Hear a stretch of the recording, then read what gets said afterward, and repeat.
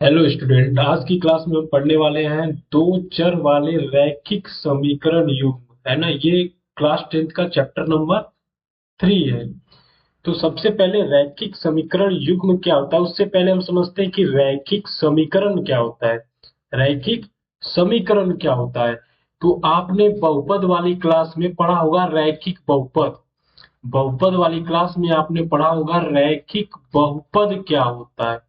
तो रैखिक बहुपद क्या होता है, वो बहुपद जिसमें जो चर की घात है ना, या एक घात वाले बहुपद को हम क्या बोलेंगे, रैखिक बहुपद।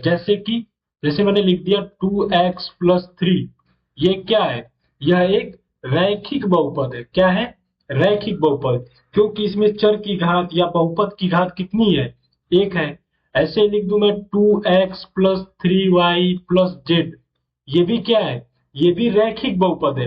लेकिन अगर ये लिख दिया मैं 2x+3y², तो क्या ये रैखिक बहुपद है, नहीं, ये रैखिक बहुपद नहीं है, ये तो द्विघात बन गया, क्योंकि इसमें चर की घात क्या आ रही है, बहुपद की घात क्या आ रही है, दो है, तो एक से ज्यादा हो जा रही है, तो ये नहीं है, ये आपका रैखिक बहुपद है, ये भी रैखिक बहुपद है। ठीक है, तो रैखिक बहुपद आप समझ लिए। और इसमें देखो, इस रैखिक बहुपद को बोलोगे आप एक चर वाले रैखिक बहुपद, क्योंकि इसमें केवल चर क्या है, एक्स में। इसको आप बोलोगे तीन चर वाले रैखिक बहुपद, क्योंकि इसमें देखो एक्स भी है, वाई भी है, जेड भी है, अलग अलग चर शामिल है, तो आप इसको तीन चर वाली रैखिक बहुपद बोलोगे। तो रैखिक समीकरण क्या होता है, तो बहुपद, कोई भी बहुपद लिखा हुआ है उसको आप क्या करो, इक्वल इक्वल टू जीरो के बराबर कर दो। मतलब ये रैखिक बहुपद एक लिखा गया है, इसको इक्वल टू जीरो के बराबर कर दो, तो ये आपका बन गया क्या, रैखिक समीकरण बन गया। क्या बन गया, रैखिक समीकरण। ठीक है, जिसमें क्या हो, दो पक्ष हो। ठीक है, कभी कभी इसको ऐसे भी लिख सकता है, 2x = -3, यानी -3 अगर इधर आ जाएगा तो 2x+3 = 0, तो वही सेम चीज है ना। तो अगर इक्वल टू जीरो इस फॉर्म में आप लेके चले जा रहे हो उसको, तो ये क्या हो जाएगा, समीकरण बन जाएगा। इसको अगर वही इक्वल टू जीरो के बराबर कर दोगे, तो ये भी क्या बन जाएगा, रैखिक समीकरण, लेकिन तीन चर वाला रैखिक समीकरण। इसको अगर इक्वल टू जीरो के बराबर अगर कर दोगे आप, तो ये क्या बन जाएगा, द्विघात समीकरण। ठीक है, लेकिन दो चर वाला हो जाएगा ये। ओके, तो अब आप समझ गए कि रैखिक समीकरण क्या होता है। रैखिक समीकरण क्या होता है, तो हमें पढ़ना है दो चर वाले रैखिक समीकरण क्या होते हैं। क्या, दो चर वाले रैखिक समीकरण। तो इसकी परिभाषा क्या हो जाएगी, कि वह समीकरण जिसमें दो चर क्या हो, दो चर राशियां होती हैं, तथा जो एक सरल रेखा को प्रदर्शित करते हैं, दो चर वाले रैखिक रैखिक समीकरण कहलाते हैं। वह समीकरण जिसमें दो चर हो और ये एक सरल रेखा को, आप जब इसका ग्राफ बनाओगे ना, तो वो एक सरल रेखा है, उसको हम आगे अभी समझेंगे।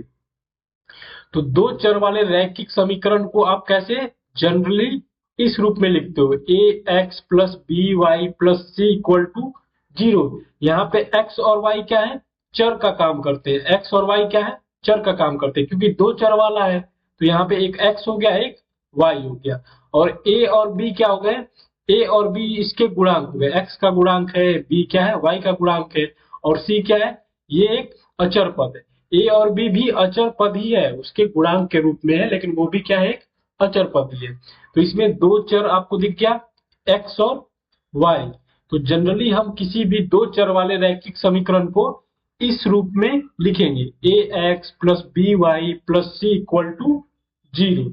और यहाँ पे ध्यान देना कि a=0 व b=0, ये मतलब इक्वल टू जीरो नहीं हो सकता है।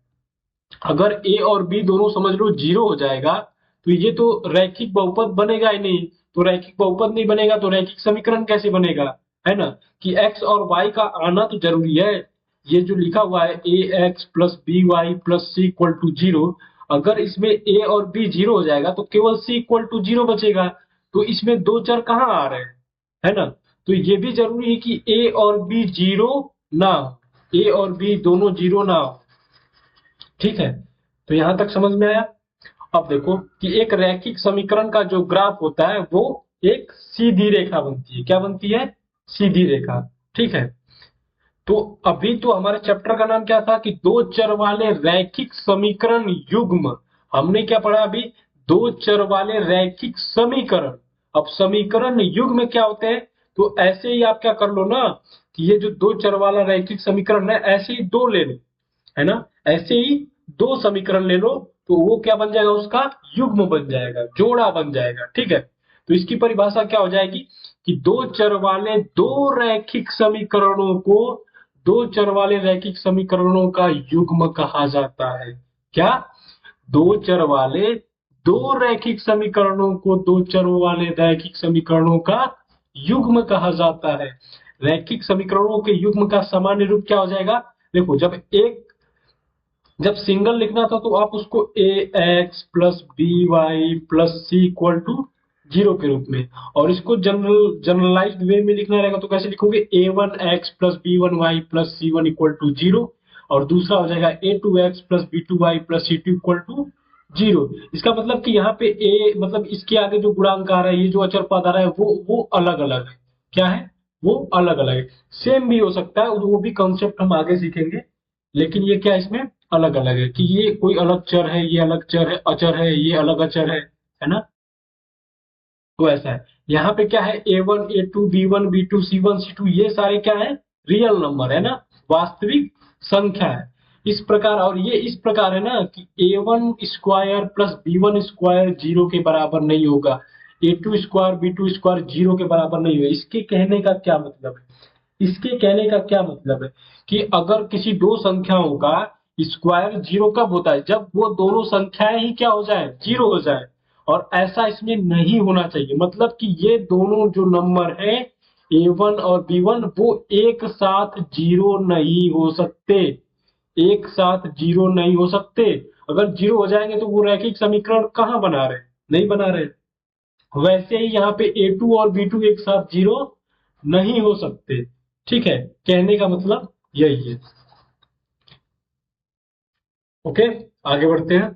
तो दो चर वाले रैखिक समीकरणों के युग्म को दो विधि से हल किया जा सकता है। एक होता है ग्राफिकल विधि, मतलब ग्राफ बना के। ठीक है, उसका आप क्या करोगे? ग्राफ बना के उसको हल हल करोगे। और दूसरा होता है बीज गणितीय विधि। दूसरा क्या होता है? बीज गणितीय विधि। तो दोनों को हम एक एक करके सीखेंगे कि ग्राफ द्वारा कैसे इसको इसका हल निकालेंगे और बीज गणितीय मेथड द्वारा कैसे इसका हल निकालेंगे। तो सबसे पहले पढ़ते हैं ग्राफिकल विधि। तो ग्राफिकल विधि में क्या आते हैं? दो आते हैं, संगत और असंगत समीकरण प्रणाली। संगत और असंगत समीकरण प्रणाली। तो ये क्या होता है? संगत होता है कि रैखिक समीकरणों के एक प्रणाली को संगत तब कहा जाता है जब उसका कम से कम एक हल हो। जब उसका कम से कम एक हल हो, मतलब दो अगर आपको समीकरण दिए गए हैं, a one x plus b one y plus c one equal to zero और a two x plus b two y plus c two equal to zero, अगर इसे हल करने पे कम से कम एक हल आ रहा है, कम से कम एक हल आ रहा है ना? तो उसे क्या बोलेंगे कि ये कंसिस्टेंट है ना, संगत समीकरण प्रणाली है।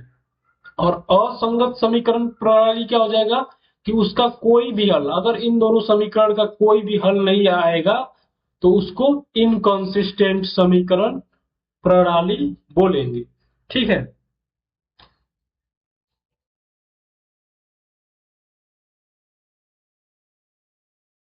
अब इसमें देखते हैं कि दो रैखिक समीकरणों के युग्म के ग्राफ के आधार पर व्यवहार, है ना, कि ग्राफ के आधार पे ये समीकरण युग्म एक दूसरे से मतलब इनका व्यवहार किस प्रकार का होता है। तो अगर रेखाएं एक बिंदु पर प्रतिच्छेद करती हैं, देखो जब आप इसका ग्राफ बनाओगे तो वो क्या बनेगा? सीधी रेखा बनेगी, है ना? क्यों? क्योंकि यह एक रैखिक बहुपद है। तो रैखिक बहुपद का जो ग्राफ होता है वो एक सीधी रेखा होती है। तो आप जब इन दोनों का ग्राफ बनाओगे ना, तो दोनों का ग्राफ अगर एक बिंदु पे प्रतिच्छेद करेगा, एक बिंदु पे काटेगा, मतलब ये समझ लो ये x हो गया, ये y हो गया। अब मैंने दो ग्राफ बनाया, इसका ग्राफ बनाया कहीं ऐसे बन गया, इसका ग्राफ बनाया कहीं ऐसे बन गया। तो यहाँ पे दिख रहा है कि वो एक बिंदु पे प्रतिच्छेद कर रही है ना? x पे कहा और y पे कहा प्रतिच्छेद करे उससे नहीं मतलब है, ये दोनों रेखाएं एक दूसरे को किस बिंदु पे, कितने बिंदु पे प्रतिच्छेद कर रही हैं, है ना, उसके अकॉर्डिंग हम बताएंगे। तो रेखाएं अगर एक बिंदु पे प्रतिच्छेद कर रेखा एक बिंदु पे अगर प्रतिच्छेद कर रही है तो इसका मतलब क्या हो गया कि इस स्थिति में समीकरण का केवल एकमात्र हल होगा। इस स्थिति में समीकरण का एकमात्र हल होगा और ये संगत समीकरण प्रणाली के अंदर आएगा। और अगर रेखाएं समानांतर हो सकती हैं, अगर मान लो ऐसा भी तो हो सकता है कि देखो दो रेखाएं तो वो एक बिंदु पे एक साथ एक बिंदु पे ही टच करेंगे, तो एक ऐसा भी तो हो सकता है कि दोनों रेखाएं क्या हो जाएं, समानांतर हो जाए, दोनों रेखाएं क्या हो जाएं, समानांतर हो जाए। तो अगर दोनों रेखाएं समानांतर हो जाएंगी तो आपको क्या लगता है ये कहीं पे आगे जाके मिलेंगी? समानांतर है तो कभी भी नहीं मिलेंगी। तो इस केस में क्या हो जाएगा कि इस केस में इसका कोई भी हल नहीं होगा, यानी इन दोनों समीकरणों का कोई भी हल नहीं होगा। कब? जब दोनों रेखाएं क्या हो जाए, समानांतर हो जाए। ठीक है। अब देखो तीसरा है कि रेखाएं संयोगी हो जाए, मतलब कि एक ही रेखा पे दोनों रेखाएं आ जाए, मतलब एक रेखा ऐसे जा रही थी और दूसरी जो रेखा है वो भी इसी के ऊपर आ जाए, है ना, वो भी इसी के ऊपर आ जाए, तो ये क्या हो जाती है, संयोगी रेखाएं होती है। तो इस केस में इसके क्या हो जाएंगे, दोनों के अनंत हल हो जाएंगे। क्या हो जाएंगे? अनंत हल। देखो क्योंकि इसके अनंत हल हो जाएंगे, है ना, जो भी आप मान रखोगे वो सारा इसको, जो इसको फॉलो करेगा वही इसको भी फॉलो करेगा। ठीक है, तो इस केस में इसके अनंत हल हो जाएंगे, है ना, एक्स और वाई के मान अनंत आएंगे यार इस केस में। तो ये तीनों पॉइंट आपको याद रखना है, ये तीनों पॉइंट आपको याद रखना है कि अगर एक बिंदु पे प्रतिच्छेद कर रही है तो एक हल होगा, समानांतर है तो इस केस में कोई हल नहीं होगा, और रेखाएं क्या हो जाएंगी, संयोगी हो जाएंगी तो इसके अनंत हल आएंगे। ये अभी हम ग्राफ बना के भी इस चीज को सीखेंगे। ओके, नेक्स्ट देखते हैं। देखो ये मान लो ये दो ग्राफ दिया गया है, ये दो ग्राफ दिया गया है, तो ये क्या रैखिक बहुपद है, सॉरी रैखिक समीकरण है ना, और दो चर है, देखो x है और y है, तो दो चर वाले रैखिक समीकरण है, रैखिक समीकरण, और इन दोनों को ले लोगे एक साथ तो क्या हो जाएंगे, रैखिक समीकरण युग्म। लेकिन हमने तो पढ़ा था कि a1x plus b1y plus c1 इस टाइप के होना चाहिए। तो यहाँ पे मुझे चलो x दिख रहा है, उसके आगे a क्या है, 1 है, y दिख रहा है, इसके आगे b1 क्या हो गया, -2 है, c1 क्या है, इसमें c1 तो नहीं दिया गया है, तो C1 नहीं दिया गया, मतलब C1 क्या है, A1 B1 C1 ये सब क्या थी, वास्तविक संख्याएं होती है, और वास्तविक संख्या जीरो भी तो होती है ना, जीरो भी क्या है, वास्तविक संख्या है। तो इस केस में C1 क्या है, जीरो है, इस केस में C1 क्या है, जीरो है। लेकिन इसमें देखो A क्या है, 3 है, B क्या है, 4 है, और C की जगह क्या आ गया, -20 आ गया। ठीक है, तो ये भी आपका क्या बन जाएगा, दो रेखा वाला समीकरण युग्म बन जाएगा, दो चर वाले समीकरण युग्म है। तो अगर ये दो चर वाले समीकरण युग्म है तो इसका हम ग्राफ बना के देखते हैं, इसका हम क्या करते हैं, ग्राफ बना के देखते हैं। तो अगर आप इसका ग्राफ बना के देखो कैसे बनेगा, इसका ग्राफ बना के देखो कैसे बनेगा। तो सबसे पहले आप क्या करोगे, सबसे पहले आपको एक्स और वाई एक्सिस, आपको आपके पास स्केल होना चाहिए, है ना, स्केल से नाप के ही इसको करना है, हर पॉइंट को पुट करना है। मैं इसमें डायरेक्ट कर रहा हूं। तो अब आपको क्या करना है कि इन दोनों को इस पे ड्रॉ करना है। तो कैसे ड्रॉ करेंगे, तो आप क्या करोगे, पहले इसको लोगे, है ना, पहले क्या करोगे, इसको लोगे और एक टेबल बनाओगे। क्या करोगे, एक टेबल बनाओगे। ठीक है, दोनों केस में आपको एक टेबल बनाना पड़ेगा। इस केस में आप क्या करोगे, एक टेबल बनाओगे। ये टेबल का काम क्या है, इसमें हम क्या करेंगे, एक में x रखेंगे, एक में y रखेंगे। देखो ग्राफ बनाने के लिए हमें क्या चाहिए होता है, पॉइंट चाहिए होता है, और एक सरल रेखा बनानी है तो कम से कम दो पॉइंट हमें चाहिए। तो अगर दो पॉइंट मिल जाए हमें, और एक पॉइंट में क्या होता है, x और y दोनों के मान होते हैं, x और y दोनों के मान होते हैं, तो अगर दो बिंदु आपको मिल जाएंगे तो आप रेखा आराम से ड्रॉ कर लोगे। आप तीन बिंदु भी से भी कर सकते हो, है ना, तीन बिंदु से भी कर सकते हो, लेकिन मिनिमम दो बिंदु भी अगर आपके पास है ना, कोई रेखा ड्रॉ करनी है तो दो बिंदु आप ड्रॉ कर दोगे, तो रेखा जो यहाँ से पास हो रही है, अगर तीसरा भी बिंदु आप कहीं ड्रॉ करोगे तो वो भी इसी रेखा पे आएगी, है ना। ऐसा नहीं कि ये यहाँ पे है तो ये घूम के ऐसे आ जाए, क्योंकि ये क्या है, रैखिक बहुपद। इसमें क्या हो रहा है कि इसमें स्ट्रेट लाइन बनता है, आपका सरल रेखा बनती है। तो x का मान और y का मान कैसे निकालोगे, तो आप क्या करोगे, एक बार x को 0 मान लोगे। ये जो समीकरण है ना, इसमें आपको क्या करना है, एक बार x को 0 मान लोगे, और 0 मानने के बाद आप देखो कि y का मान कितना आ रहा है। तो अगर इसमें x को 0 मान लोगे तो y क्या आ जाएगा, तो यहाँ पे हो जाएगा आपका 0 माइनस 2y बराबर 0। तो अब ये 0 है तो इसको हटा सकते हो। अब ये -2 उधर जाएगा डिवाइड में, तो y का मान भी आपको क्या आ जाएगा, 0 आ जाएगा। तो जब आप x को 0 रखोगे तो y भी क्या आ जाएगा, 0 आ जाएगा। ठीक है। अब आपको क्या करना है, अब आपको एक और पॉइंट निकालना है। तो एक और पॉइंट कैसे आप निकालोगे, तो एक और तो आप 0 मान सकते थे y को, लेकिन देखो x को 0 मानते ही y 0 आ गया। तो आप कुछ अलग डिफरेंट पॉइंट मानो, कुछ भी अपने मन से। तो x को हम क्या करते हैं, 2 मान लेते हैं, x को 2 मान लेते हैं। तो अगर x के जगह 2 रखोगे, अगर x के जगह 2 रखोगे तो 2 माइनस 2y बराबर 0। तो यहाँ से y का मान कितना आ जाएगा, 1 आ जाएगा। y का मान कितना आ जाएगा, 1 आ जाएगा। अगर आप एक और पॉइंट निकालना चाहते हो तो कोई और भी मान रख के देख सकते हो, लेकिन 2 पॉइंट काफी है। अब आप क्या करोगे कि इस पॉइंट को इस पे ड्रॉ करोगे, तो 0, 0 है ना। तो यहाँ पे आपका 0, 0 कहाँ आएगा, यहाँ पे, और 2, 1 है ना, x का मान 2। तो यहाँ से आप देखोगे 1, 2 और y का मान 1, यानी ये पॉइंट कहीं यहाँ पे आएगा, है ना। ये पॉइंट कहीं यहाँ पे आएगा, 2, 1 है ना। निर्देशांक ज्यामिति में आप सीखोगे कि ये कैसे इसको निर्देशित किया जाता है।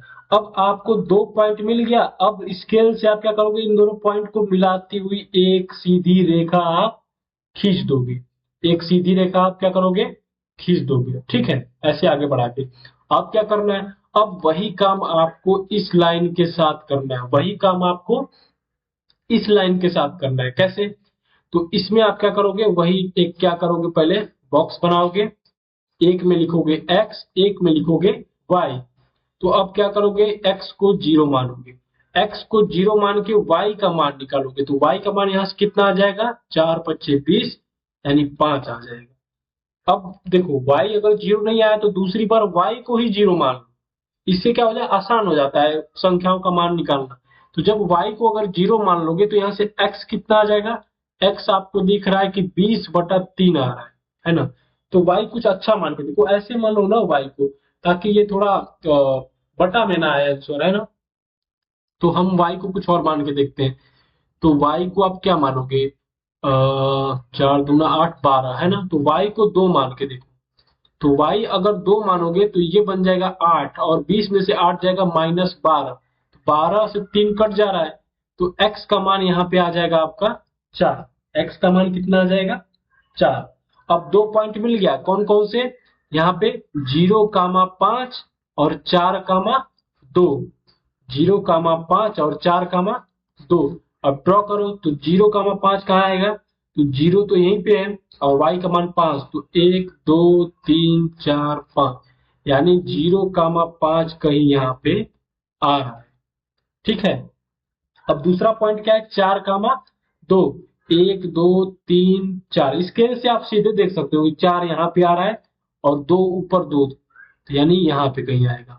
ठीक है, यहाँ पे कहीं आएगा। इसको आप देखोगे ना तो ये जो रेखा बन रही है इस पे कट रही है। आप स्केल से जब बनाओगे ना तो ये एकदम सही रेखा बनेगी, स्केल से जब आप बनाओगे।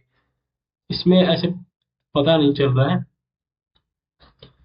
तो जब आप देखोगे कि कितना आया था, 4, 2 ना, तो 4 यहाँ पे और 2 यहाँ पे, तो वो इसी रेखा पे कहीं बन जाएगी आपको।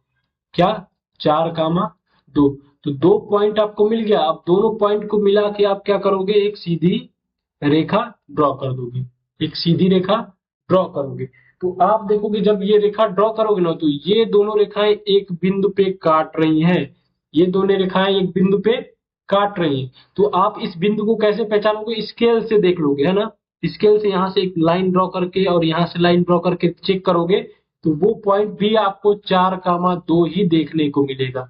वो पॉइंट भी आपको 4,2 ही देखने को मिलेगा। अलग भी आ सकता है। इस केस में मान लो मैंने यहाँ पे y को 2 रखा तो ये 4 आ गया, तो इस केस में ये पॉइंट आ गया, लेकिन ऐसा जरूरी नहीं कि बार बार हो।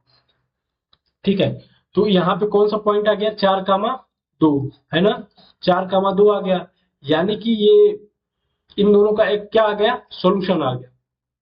ठीक है, तो हमें क्या निकालना था, हमें देखना था कि क्या ये दोनों रेखाएं का एक भी सॉल्यूशन है कि नहीं, एक भी सॉल्यूशन है कि नहीं। तो ये दोनों रेखाएं एक दूसरे को 4,2 पे काट रही है, मतलब इसका एक सॉल्यूशन है, इसका एक सॉल्यूशन है। तो इसमें आपने निकाल दिया x का मान कितना आ गया 4 और y का मान कितना आ गया 2। x का मान कितना आ गया 4 और y का मान 2। अब अगर आपको ये चेक करना है कि ये जो हमने लगाया वो सही है या गलत है, तो आप क्या करोगे, ये जो मान आपने निकाला है इसको उठा के आप इस समीकरण और इस समीकरण दोनों में रख के चेक करो क्या वो 0 के बराबर आ रहा है।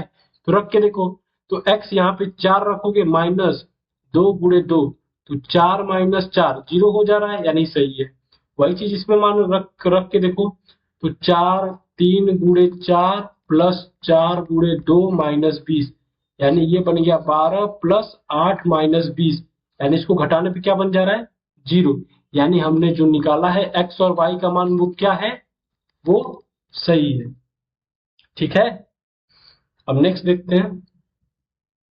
तो ऐसे करना रहेगा आपको। ठीक है, सबसे पहले क्या करोगे, आपको यहाँ पे एक बॉक्स बनाना है ऐसे, उसमें x और y लिखना है। x का मान एक बार कुछ मानना है तो उससे y निकालना है कितना आ रहा है, फिर यहाँ पे दूसरा x का मान मान लो या y का मान मान के x निकालना है कि कितना आ रहा है ना। ऐसा नहीं कि आप दोनों मान मानोगे, नहीं, एक को आप मानोगे और दूसरा इस समीकरण से निकालोगे। तो यहाँ पे जो भी पॉइंट आएगा उसको आप क्या करोगे, ग्राफ में ड्रॉ करोगे और ड्रॉ करके देखोगे जो लाइनें हैं वो एक दूसरे को कितने जगह पे काट रही हैं, वो एक दूसरे को कितने जगह जगह पे काट रही है।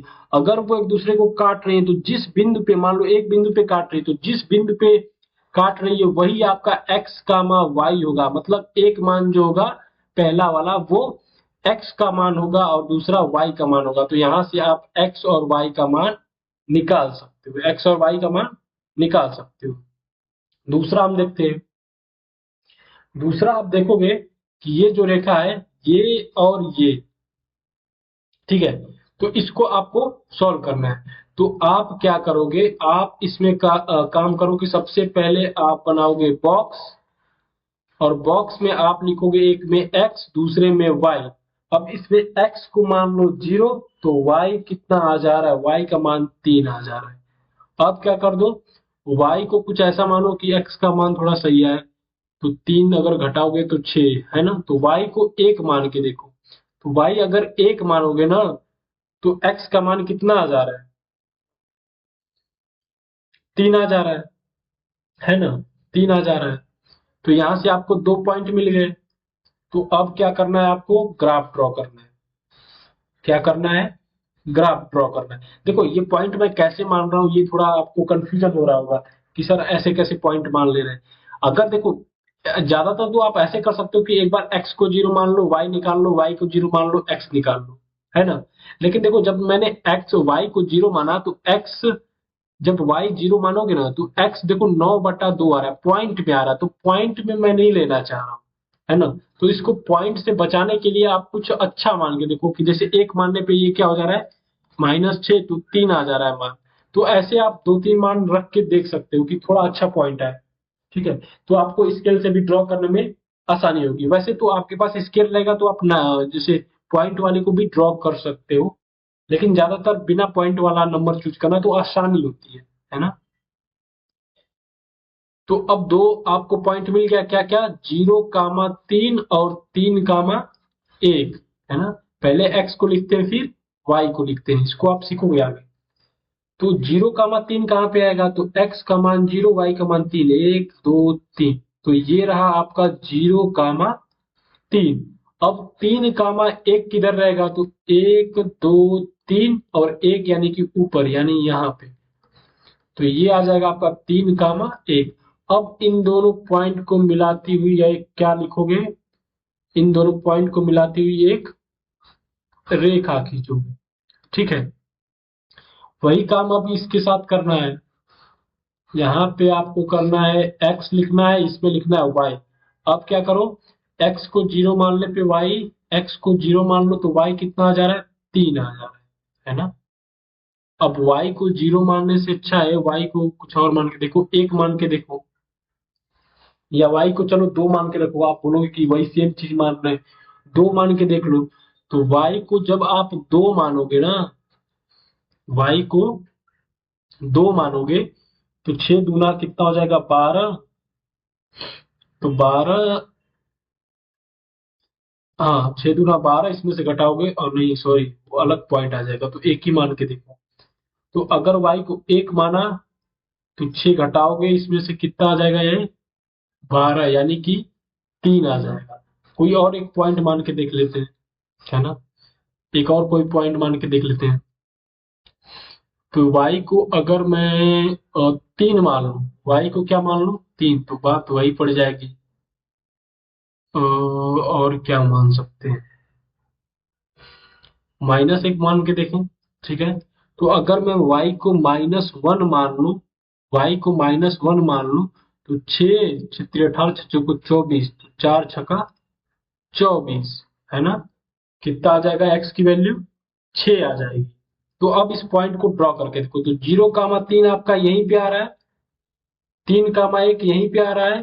तो वैसे भी देखो, जब 2 पॉइंट मिल गए ना, तीसरा पॉइंट जब ये ड्रॉ करोगे ना, 6,-1, तो x की वैल्यू 6, तो यहाँ पे 3 हो गया, ये 4 5 6 और -1। जब 6,-1 ड्रॉ करो तो आप देखो कि ये जो लाइन जा रही है ना, ये जो लाइन जा रही है, इसी पे कहीं पॉइंट वो आएगा, ये भी पॉइंट कहाँ आएगा, इसी पे कहीं आएगा। ठीक है, तो ये आप देख रहे हो कि ये दोनों लाइनें एक दूसरे के ऊपर ही आ जा रही है, एक दूसरे के ऊपर ही आ जा रही है। इसका मतलब दोनों लाइनें क्या है, पैरेलल है, सॉरी पैरेलल बोल रहे, संयोगी है। दोनों लाइनें क्या हो गई, संयोगी हो गई। ठीक है, तो इस केस में x और y का मान कितना हो जाएगा, आप x का मान इसमें कुछ भी पुट करके देखो, है ना, x का मान कुछ भी पुट करके देखो। जैसे मतलब इस पॉइंट में से, जैसे x को आप यहाँ पे लिखोगे कि इस केस में आपके कितने क्या बोलते हैं, मान हो जाएंगे, अनंत हो जाएंगे। तो आंसर आपका आ जाएगा अनंत इसमें, क्योंकि दोनों रेखाएं क्या हैं, संयोगी हैं, है ना। तो इसके एक से ज्यादा रूट है ना, एक से ज्यादा रूट है, या एक से ज्यादा रूट नहीं बोलेंगे, अनंत रूट बोलेंगे, अनंत रूट। ठीक है, मतलब कई पॉइंट पे ये एक दूसरे से कट हो रही होंगी।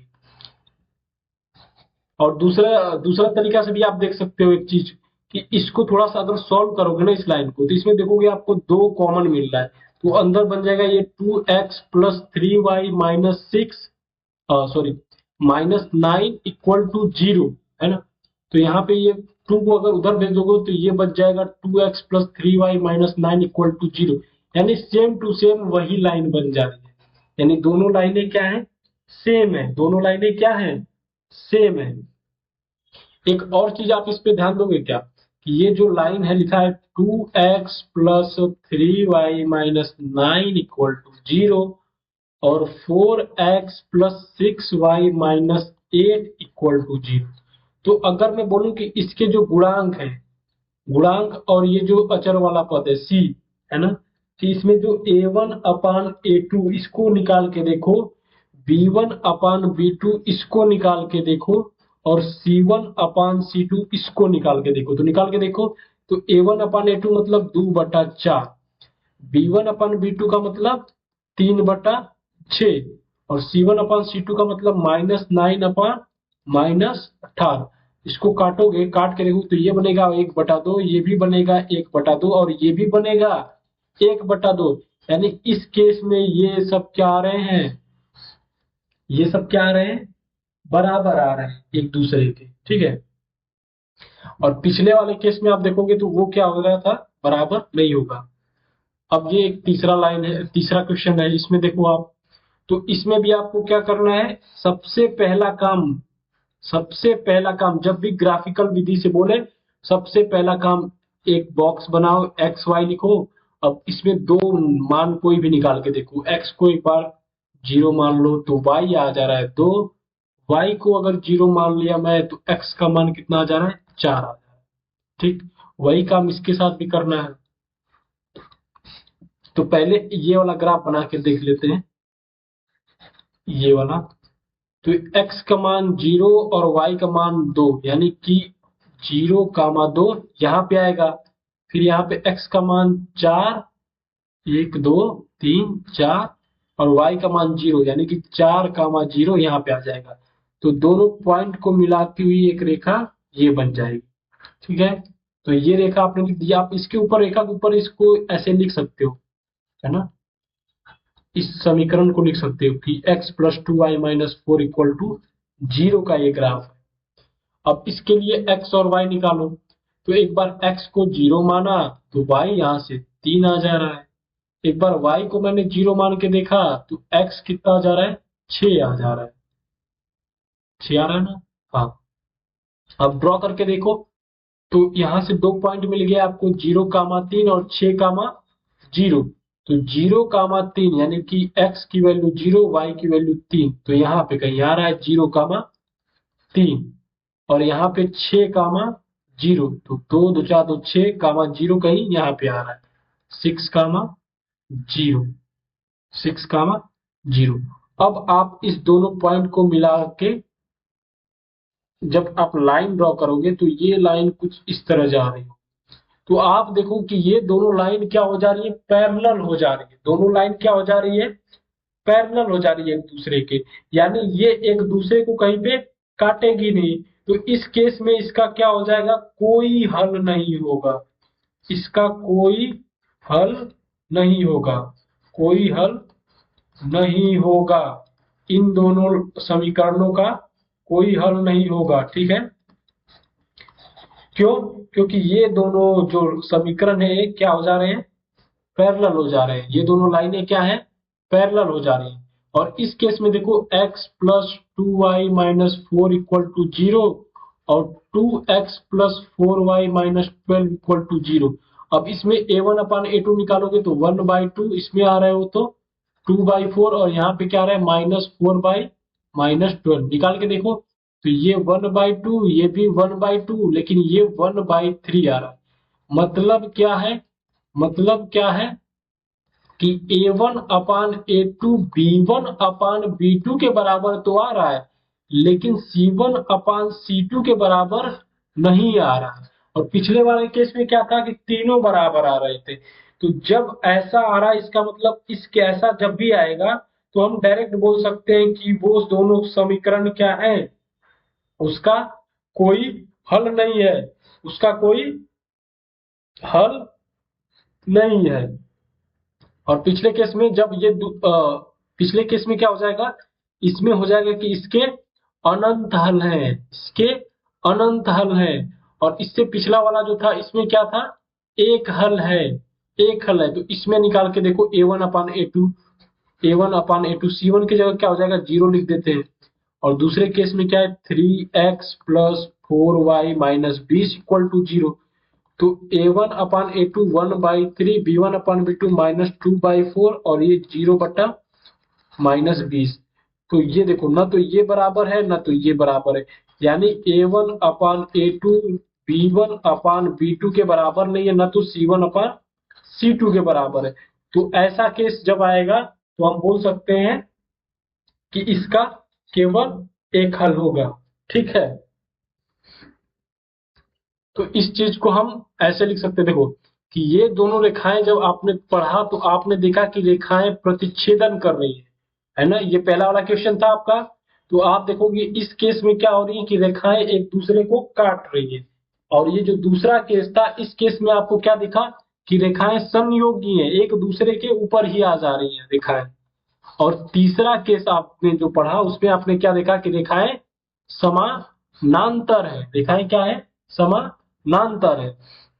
तो आप बोल सकते हो यहां से कि अगर मान लो कि दो समीकरण आपको दिया गया है, दो समीकरण आपको दिया गया है और अगर रेखाएं प्रतिच्छेदन कर रही हैं तो इस केस में हम बोलेंगे कि जो A1/A2 है वो B1/B2 के बराबर नहीं होना चाहिए। A1/A2 जो है B1/B2 के बराबर नहीं होना चाहिए। इसमें C1/C2 से कोई मतलब नहीं, वो आप कुछ भी ले लो, लेकिन A1/A2 B1/B2 के बराबर नहीं होना चाहिए। अगर आपने देखा कि ये ऐसा है तो आप सीधे बोल सकते हो कि रेखाएं क्या कर रही हैं, एक दूसरे को प्रतिच्छेद कर रही हैं, मतलब एक हल है उसका। और अगर रेखाएं संयोगी हो जाए, मतलब एक दूसरे के ऊपर आ जाए, इसका मतलब है कि उसका A1/A2 B1/B2 के बराबर है और ये C1/C2 के बराबर है। ऐसा मतलब कि वो दोनों रेखाएं ही सेम है, दोनों रेखाएं ही सेम है। और तीसरा है समानांतर है। अगर दोनों रेखाएं समानांतर है तो इस केस में क्या होगा कि A1/A2 B1/B2 के तो बराबर रहेगा, लेकिन C1/C2 के बराबर नहीं होगा।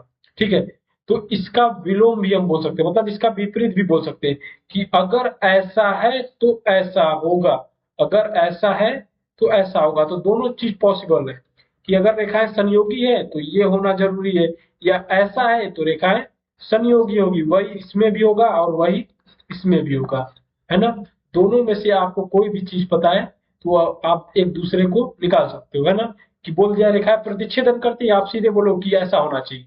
रेखाएं संयोगी है तो ऐसा होना चाहिए, रेखाएं समानांतर है तो ऐसा होना चाहिए, या ऐसा है तो रेखाएं समानांतर है, ऐसा है तो रेखाएं संयोगी है, ऐसा है तो रेखाएं प्रतिच्छेदन करती है।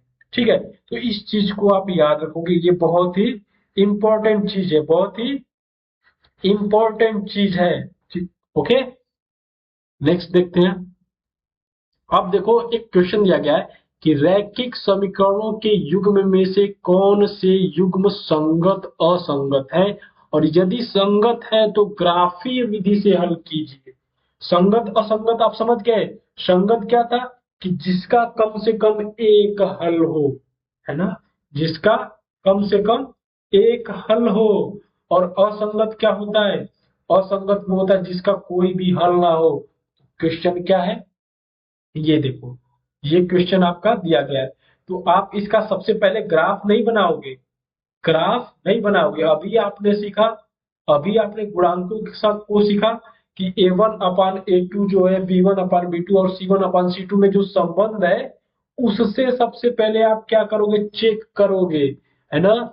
ये जो आपने संबंध पढ़ा है ना, पहले इस चीज को आप याद रखोगे। तो आपको जब समीकरण दिया जाएगा तो आप पहले चेक करोगे A1/A2 क्या है, देखोगे 2/4 है। B1/B2 क्या है, -3/-6 है। ये कितना आ जाएगा, 1/2। ये कितना आ जाएगा, 1/2। और C1/C2 कितना है, -8/-9 है। तो आपने देखा कि A1/A2 इक्वल टू B1/B2, लेकिन ये C1/C2 के बराबर नहीं है। इसका मतलब कि ये रेखाएं क्या हो जाएंगी, ये दोनों समीकरण क्या हो गए, ये दोनों समीकरण का जो आप बनाओगे, क्या नाम है, ग्राफ बनाओगे, वो ग्राफ क्या हो जाएंगे, वो ग्राफ क्या हो जाएंगे, पैरेलल हो जाएंगे। और पैरेलल हो गए, समानांतर हो गए, मतलब इसका कोई हल नहीं होगा, इसका कोई हल नहीं होगा। और कोई हल नहीं होगा तो ये क्या है, असंगत वाला है, असंगत युग्म है ये। ठीक है, असंगत है। तो यदि असंगत है तो हमें नहीं हल करना है, ये बोला है कि जब संगत होगा तब हल करना है। तो यहीं पे आपका क्वेश्चन मतलब सॉल्यूशन आपका खत्म हो गया। इतना ही बस आपको चेक करके बता देना है कि ये क्या है, असंगत है। ठीक है, नेक्स्ट क्वेश्चन देखते हैं।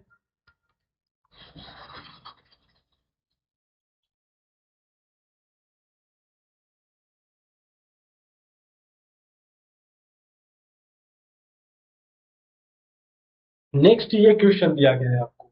ठीक है, अब क्या करना है आपको, इसमें चेक करना है कि A1/A2 B1/B2 और C1/C2। तो A1/A2 कितना है, तो ऊपर A1 कितना है 3/2 और नीचे कितना है 9, that is equal to B1/B2 कितना है 5/3 और नीचे कितना है 10, और C1/C2 कितना है -7/-14। आप बोलोगे सर -7 कहाँ से आ गया, यहाँ पे तो 7 है। तो देखो बाबू, हमें क्या करना है ना, जब भी आप समीकरण देखो तो सबसे पहले आप उसको ax plus by plus c के फॉर्मेट में चेंज करो। सबसे पहले क्या करो, इस फॉर्मेट में चेंज करो, क्योंकि आपने जो रूल पढ़ा है वो ऐसे फॉर्मेट वाले के लिए ही पढ़ा है। तो आप इसको सबसे पहले क्या करोगे, हल करोगे। तो ये बन जाएगा 3/2x। आप चाहो तो इसको एलसीएम लेके एक लाइन में भी लिख सकते हो ना, बट्टा हटाना चाहते हो वो भी कर सकते हो आप, लेकिन अगर बट्टा रखना है तो भी कोई दिक्कत नहीं है। 5/3y और 7 को इधर ले जाओगे तो -7 इक्वल टू 0 हो जाएगा। तो यहाँ पे C1 की वैल्यू क्या आ जाएगी -7, और ये तो उस फॉर्मेट में ऑलरेडी है। तो आपको जब भी क्वेश्चन आए तो सबसे पहले मतलब सबसे पहला काम ही आपको कि उसको ये इस फॉर्मेट में चेंज करो, है ना। उसके बाद आप आगे बढ़ो। तो यहाँ से A1 अपा सॉरी ये इक्वल कैसे लिख दिया मैंने। तो A1/A2 को जब आप सॉल्व करोगे तो ये क्या बन जाएगा, ये आपका बन जा रहा है 1/6। अब आप यहां से B1/B2 निकाल के देखो कितना आ जाएगा 5/3 और इसका बट्टा 10। तो इसको सॉल्व करोगे तो ये भी 1/6 बन जा रहा है।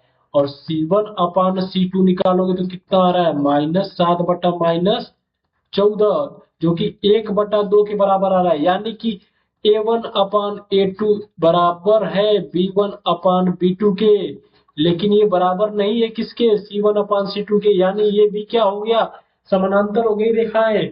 इसका मतलब इसमें भी कोई हल नहीं है। तो ये भी क्या है, असंगत वाला है, असंगत है। तो इसके भी, इसका भी हमें ग्राफ द्वारा हल नहीं करना है, अगर संगत होगा तभी करना है। तीसरा क्वेश्चन देखो, इसमें इसमें बोला है, तो सबसे पहला काम आपको क्या है, A1/A2 निकालो। नहीं, सबसे पहला काम है कि समीकरण को अच्छे फॉर्मेट, सही फॉर्मेट में पहले बदलो। तो इसको 3x माइनस 3y, 16 उधर जाएगा, कितना बचेगा -16 इक्वल टू 0। और दूसरा आपका सही है, x minus 2y minus 4 equal to 0। अब आपका काम क्या है, अब काम है आपका चेक करना A1/A2 कितना है। तो 3/1 है। B1/B2 कितना है -3/-2 है। C1/C2 कितना है -16/-4 है। तो इसमें देखो A1/A2, B1/B2, C1/C2 एक दूसरे के बराबर नहीं आ रहे। या आप सीधे बोल सकते हो कि A1/A2 अगर बराबर नहीं है B1/B2 के, तो ये क्या बन गया, संगत बन गया, संगत युग्म हो गया।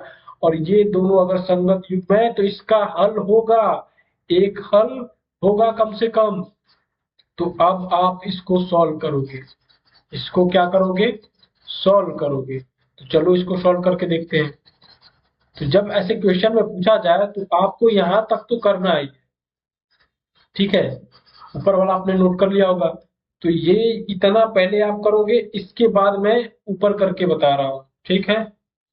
अब दूसरा काम क्या हो जाएगा आपका, अब दूसरा काम है आपका बॉक्स बनाना। क्या करना, ऊपर मैं समीकरण को दोबारा लिख रहा हूं, 3x minus 3y minus 16 equal to 0, और दूसरा है x minus 2y minus 4 equal to 0। अब आपका काम है सबसे पहले बॉक्स बनाना। क्या करना, बॉक्स बनाना। और बॉक्स बना के क्या करना है, x और y का मान निकालना है। तो अब इस वाले समीकरण में, है ना, इस वाले समीकरण के लिए सबसे पहले x को 0 मान लिया। नहीं, x को 0 मानोगे तो देखो बटा में आ रहा है, y को 0 मानोगे तो भी दिक्कत आ रही है। तो y को अगर 16 में से 3 नहीं बन रहा है, 3 दूना 6, 9,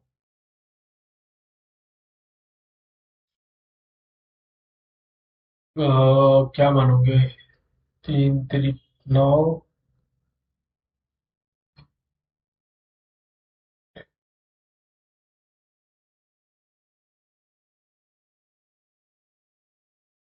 चलो बटा में आ रहा है, कोई दिक्कत नहीं, बटा में निकालते हैं क्योंकि वैसे बहुत बड़ा बड़ा मान रखना पड़ जाएगा, है ना।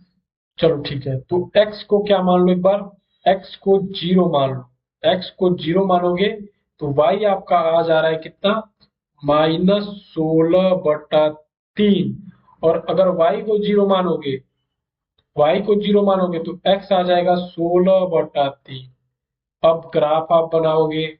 अब ग्राफ बना के आपको क्या करना है, x का मान 0, 16/3 है ना, यहाँ से 2 पॉइंट आपको मिल गया क्या, 0, -16/3। ऐसे पॉइंट को अलग अलग लिख लिया करो। और दूसरा क्या है, 16/3, 0, है ना, ये और ये 2 पॉइंट मिल गए।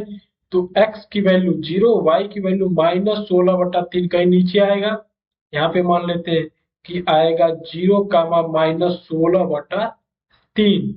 और x की वैल्यू, अब y आपका x है 16/3 और y है 0, तो 16/3 और y है आपका 0। तो ये लाइन कुछ ऐसे बनेगी, ये लाइन कुछ ऐसे बनेगी। आपको स्केल से बनाना है सही से कॉपी पे, ठीक है।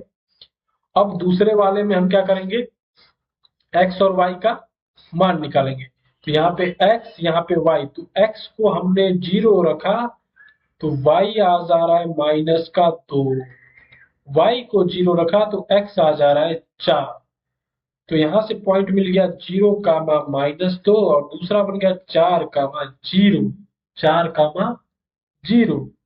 तो अब आप देखो यहाँ पे 0, -2 कहाँ पे आएगा, तो 0, -2 आपका कहीं यहाँ पे आएगा, 0, -2, ठीक है। और 4, 0 कहीं इधर आएगा, 4, 0। अब आप क्या करोगे, इसको मिलाती हुई एक रेखा खींचोगे, इसको मिलाती हुई एक रेखा खींचोगे।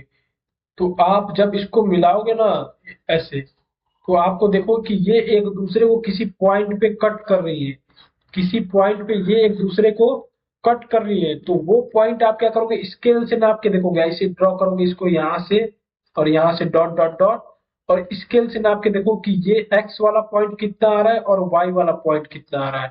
तो जो x वाला पॉइंट आएगा वही x का मान होगा, जो y वाला पॉइंट आएगा वही y का मान आएगा, ठीक है। तो ऐसे पता चल नहीं रहा है इसमें x और y का क्या मान आएगा।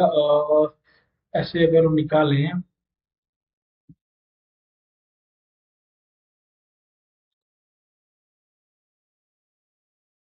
तो आप जब ग्राफ से निकालोगे तो वो आ जाएगा, है ना। इसमें ग्राफ से पता नहीं चल रहा है इसमें, लेकिन आप जब ग्राफ से, अगर इसका देखो एक और मेथड होता है जिससे हम सीखेंगे, तो इस ग्राफ का कोई जरूरत नहीं पड़ेगा, ग्राफ का कोई जरूरत नहीं पड़ेगा। लेकिन कभी कभी क्वेश्चन में ही आपसे बोल देगा ना कि ग्राफिकल मेथड से निकालो, तो आपको ग्राफिकल मेथड से निकालना पड़ेगा। और अगर आप स्केल लेके नहीं गए हो तो आपसे क्वेश्चन ज्यादा चांस होगा कि आपसे गलत हो जाए, क्योंकि आप बिना स्केल के इसको माप ही नहीं सकते हो। कभी कभी जैसे इस केस में आप नहीं माप सकते हो, किसी किसी केस में आपको आसानी से पता चल जाएगा, लेकिन इसमें बताना थोड़ा मुश्किल आ रहा है।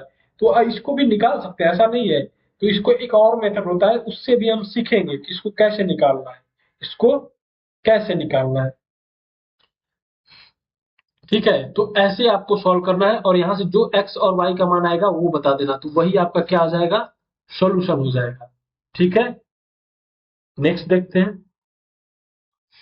ये बोला है कि निम्न समस्या में रैखिक समीकरणों के युग्म बनाइए और उन्हें ग्राफीय विधि से हल कीजिए। क्या है क्वेश्चन, है आपका कि 5 पेंसिल तथा 7 रबर का कुल मूल्य 50 रुपए है, और जबकि 7 पेंसिल तथा 5 रबर का कुल मूल्य कितना है, 46 रुपया है।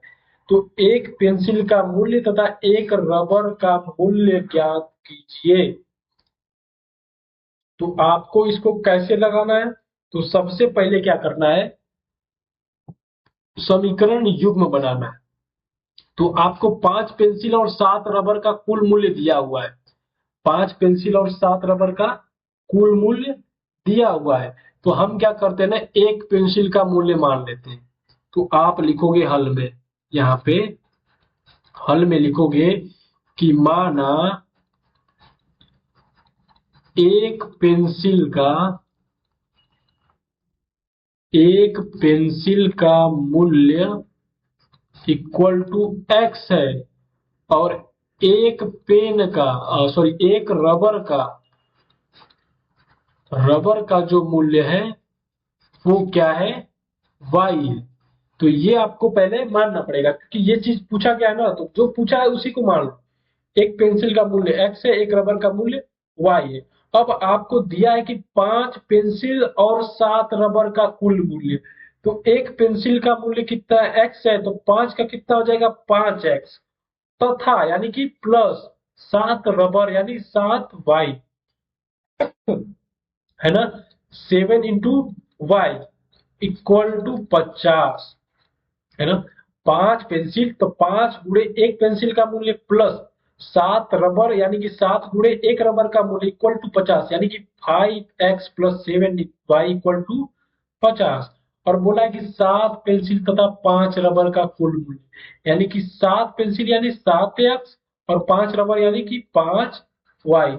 और ये दिया है 46 के बराबर, ये दिया है 46 के बराबर। तो अगर ऐसा है तो एक पेंसिल और एक इसका एक रबर का मूल्य बताना है, यानी एक्स और वाई का मान निकालना है। तो ये आपका क्या बन गया, एक समीकरण युग्म बन गया। अब समीकरण युग्म को बोला है कि ग्राफीय विधि से हल करना है।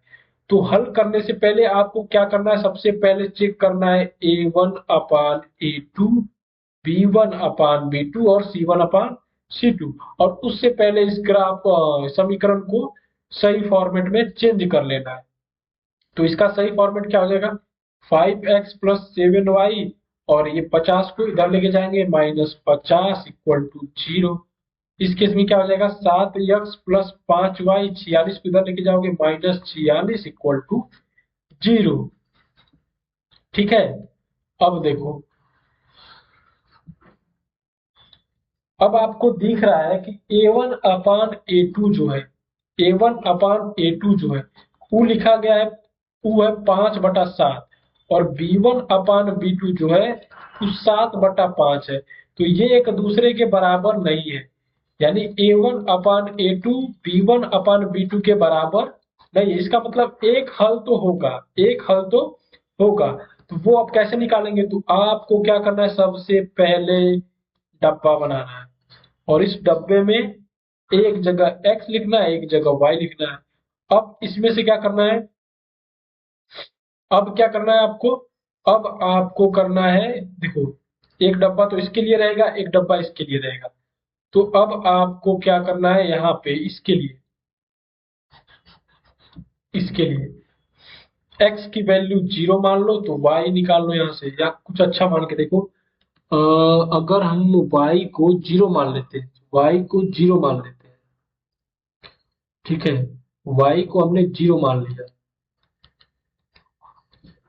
y अगर 0 तो x आपका कितना आ जा रहा है, 5 10 10 आ जा रहा है। ठीक है। अब अगर हम 7 दूना 7 तरीके 21, 7 चौको 28, 7 पच्चे 35, 35 लाने के लिए यहाँ पे 15 करना पड़ेगा, यानी x को 3 मान लो तो y आपका कितना बन जाएगा, 5 बन जाएगा। y कितना बन जाएगा, 5 बन जाएगा। और वही काम आपको क्या, तो यहाँ से 2 पॉइंट क्या मिल गया है, 10, 0 और 3, 5, 2 पॉइंट मिल गए आपको। अब आप क्या करोगे, ग्राफ बनाओगे। क्या करोगे, ग्राफ बनाओगे। तो 10, 0 चूज करो, कहाँ पे आएगा, 1 2 3 4 5 6 7 8 9 10, 10, 0। तो ये हो गया आपका 10, 0, 3, 5, तो 1 2 3 और 1 2 3 4 5, यानी कि 3, 5 यहाँ पे आ रहा है। अब इन दोनों को मिलाती हुई एक रेखा खींच दोगे, फिर से स्केल से, ठीक है। अब वही काम आपको इसके साथ भी करना है, वही काम इसके साथ भी करना है। तो यहाँ पे जगह नहीं है तो यहाँ पे बनाते हैं, एक में x एक में y। तो अगर हम 7 6 42,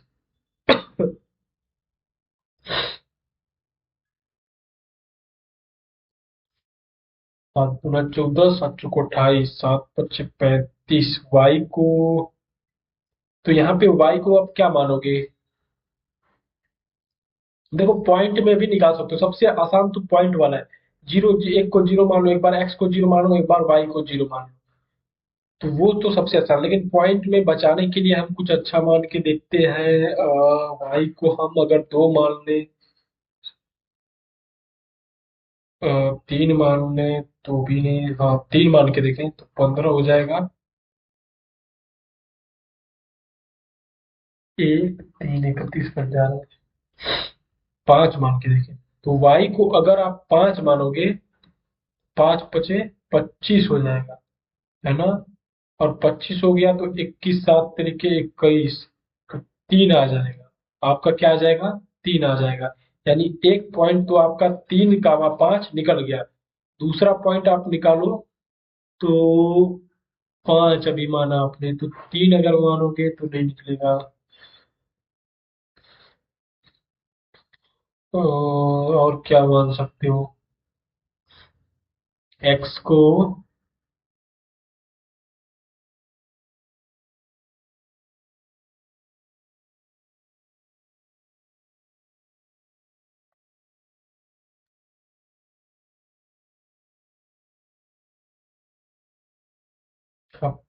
8 मान के देखो। x को 8 मानोगे तो ये 56 बन जाएगा, और ये अगर 56 बन गया तो y आपका बन जाएगा -2 बन जाएगा। ठीक है, तो 2 पॉइंट आपको मिल गया।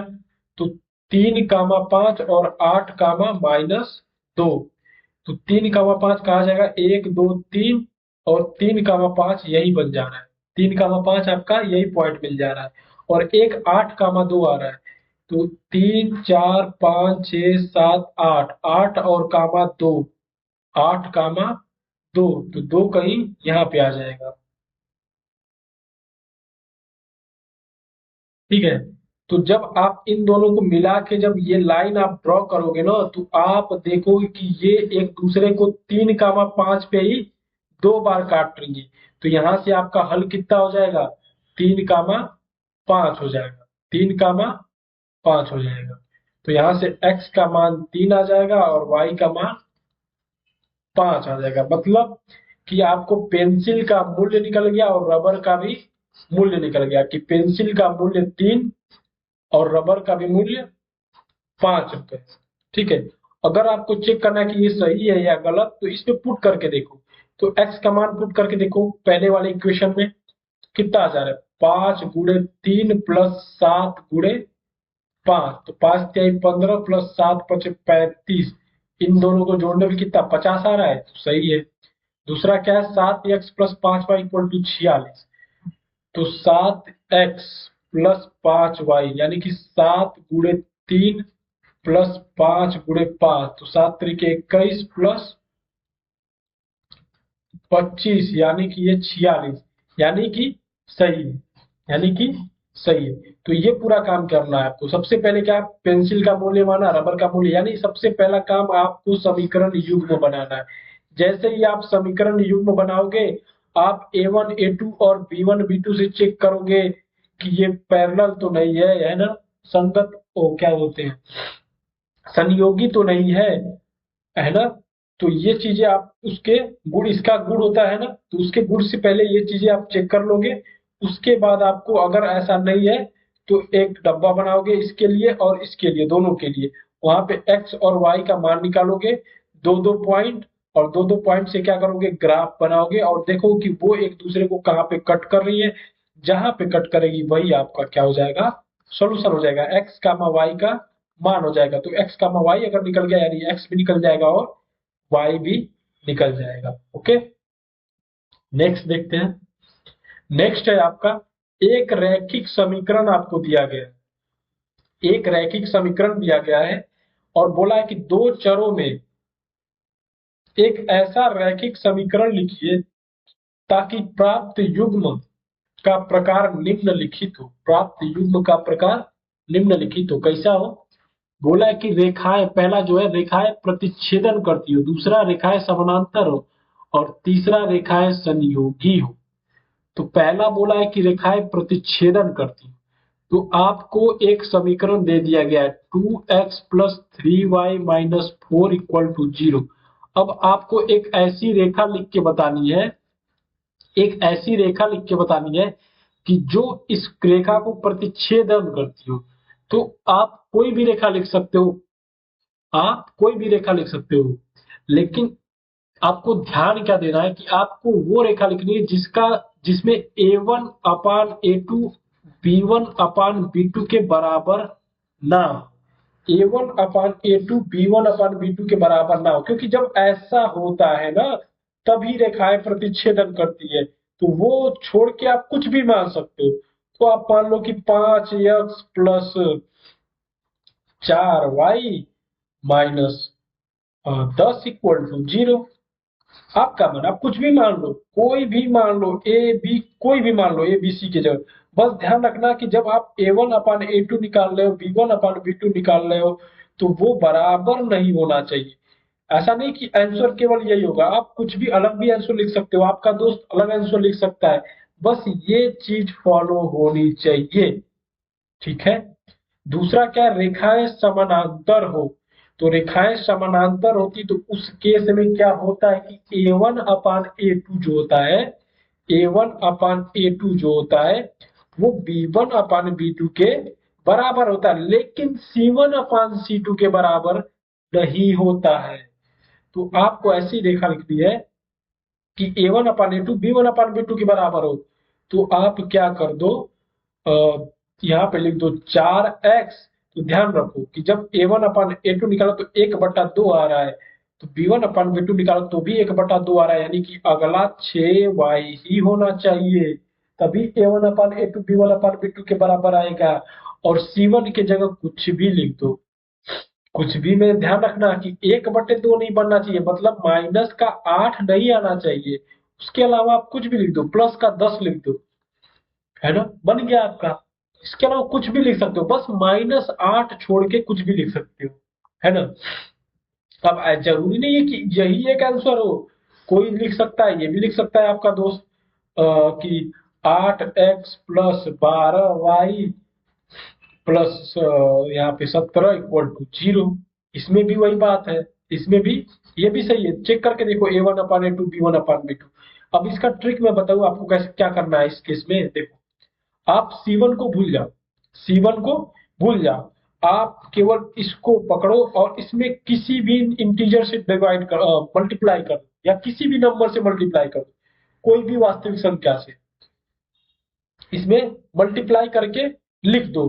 और C1 की जगह बस याद रखना, C1 की जगह वो नंबर लिखना जिसमें जो है a1 अपान a2 b1 अपान b2 बराबर है, लेकिन C1 अपान C2 उसके बराबर ना हो। तो C1 लिखते हुए केवल ध्यान देना है आपको, ठीक है ना। तो ज्यादा सोचना नहीं है ऐसे। इस पे सिंपली क्या करो, 2 से मल्टीप्लाई करके लिख दिया करो, है ना। 2 या 3 से मल्टीप्लाई करके लिख दिया करो। और इस पूरे इक्वेशन में मान लो 2 से मल्टीप्लाई कर दो, और जब 2 से मल्टीप्लाई करने के बाद जो भी आपको नंबर आ रहा है, सॉरी, जो भी इक्वेशन आ रहा है ना, उसका जो सी है उसको चेंज कर दो। जैसे मैंने क्या किया, इसमें 2 से मल्टीप्लाई किया तो ये बन गया 4x plus 6y minus 8 equal to 0। अब क्या करो कि अब जो आपने -8 लिखा ना उसको बदल के कुछ और लिख दो। तो -9 लिख दो, -10 लिख दो, -11 लिख लो, +2 लिख दो, कुछ भी लिख दो, बस -8 नहीं होना चाहिए। तो जब भी ऐसा क्वेश्चन आए ना, तो आप ज्यादा दिमाग मत लगाओ, सीधे क्या करो, 2 से मल्टीप्लाई करो और C1 को C को चेंज कर दो, तो वो क्या हो जाएगा, समानांतर हो जाएगा। तीसरा क्या पूछा है, संयोगी हो जाए। और संयोगी केस में क्या होता है कि a1 अपान a2 b1 अपान b2 के बराबर होता है, और c1 अपान c2 के बराबर भी होता है। मतलब रेखाएं समान होती है। मतलब आप अभी जो 2 से मल्टीप्लाई करके लिख रहे थे ना, वही आपका हो जाएगा। मतलब 4x प्लस 6y माइनस का 8 इक्वल टू 0। मतलब अगर समानांतर करना है तो आप मल्टीप्लाई करके c को चेंज कर दो, और आपको संयोगी रखना है तो बस मल्टीप्लाई करके छोड़ दो किसी भी नंबर से। अब पूरे इक्वेशन में आप 10 से मल्टीप्लाई कर दो, 12 से कर दो, √2 से कर दो, तो वो सारी क्या हो जाएंगी, संयोगी हो जाएगी। और समानांतर करना है तो C1 चेंज कर दो, C1 चेंज कर दो। समझ गए, ठीक है ना। तो ये करना है, बस ध्यान रखना है। और जब आप आंसर लिखो ना, तो लिखने के बाद एक बार क्रॉस चेक भी कर लिया करो जो समीकरण दिया गया है, कि कहीं बराबर तो नहीं आ रहा है ये, कहीं ये रूल को फॉलो तो नहीं मतलब रूल को फॉलो कर रहा है या नहीं कर रहा है, ये चीजें चेक कर लिया करो, है ना। क्रॉस मल्टीप्लाई जब भी आप बोर्ड एग्जाम में लिख रहे हो, तो बोर्ड एग्जाम या कहीं भी लिख रहे हो, तो इस चीज को चेक कर लिया करो। नेक्स्ट करते हैं। बोला रैखिक समीकरण x minus y plus one equal to zero और 3x plus 2y minus 12 equal to zero का ग्राफ बनाइए। x अक्ष और इन रेखाओं से बने त्रिभुज के शीर्षों के निर्देशांक भी ज्ञात कीजिए तथा त्रिभुजाकार क्षेत्र को छायांकित कीजिए। निर्देशांक क्या होता है? निर्देशांक ज्यामिति पढ़ा क्या आपने? अभी आगे पढ़ोगे इस चीज को। निर्देशांक वही जो पॉइंट आप निकाल रहे हो, एक्स कामा वाई, है ना, एक्स कामा वाई जो निकाल रहे हो। तो सबसे पहला काम आपको ग्राफ बनाना है। तो पहला समीकरण है x plus y, x minus y plus one equal to zero. तो ग्राफ बनाने के लिए आपको क्या करना है? डब्बा बनाना है, एक्स लिखना है, वाई लिखना है। एक बार क्या करो, एक्स को जीरो मानो तो वाई देखो वन आ जा रहा है, वाई को जीरो मानो तो एक्स माइनस वन आ जा रहा है। दो पॉइंट मिल गया, जीरो कामा वन और माइनस वन कामा जीरो। ठीक है, अब आपको क्या करना है, ग्राफ बना के देखो। तो x की वैल्यू जीरो और जीरो कामा वन, तो यहाँ पे आएगा जीरो कामा वन। और दूसरा माइनस वन कामा जीरो, तो माइनस वन, एक्स की वैल्यू माइनस वन और वाई जीरो, यानी ये आ गया माइनस वन कामा जीरो। और इन दोनों को मिलाती हुई एक रेखा खींचनी है। ठीक, दूसरा आपका समीकरण क्या है? 3x plus 2y minus 12 equal to zero. Graph बनाने से पहले डब्बा बनाना है, x और y निकालना है। x का मान जीरो रखो, y का मान 6 आ जा रहा है, y का मान जीरो रखो, x का मान 4 आ जा रहा है। तो यहां से पॉइंट मिल गया, जीरो कामा 6 और 4 कामा जीरो। तो जीरो कामा 6 कहाँ आएगा? x की वैल्यू जीरो, y की वैल्यू 6, कुछ यहाँ पे आ जाएगा, है ना, 2 3 4 5 6। तो जीरो कामा 6 आ गया, और 4 कामा जीरो कहाँ पे आ गया? 1 2 3 4, और वाई जीरो यानी कि 4 कामा जीरो यहाँ पे आ गया। तो इन दोनों पॉइंट को मिलाती हुई रेखा खींचनी है आपको। तो आपने ये खींच दिया। अब आप देखो कि ये दोनों एक दूसरे को कहीं पे काट रही है। तो ये जो दोनों है एक दूसरे को कहीं काट रही है।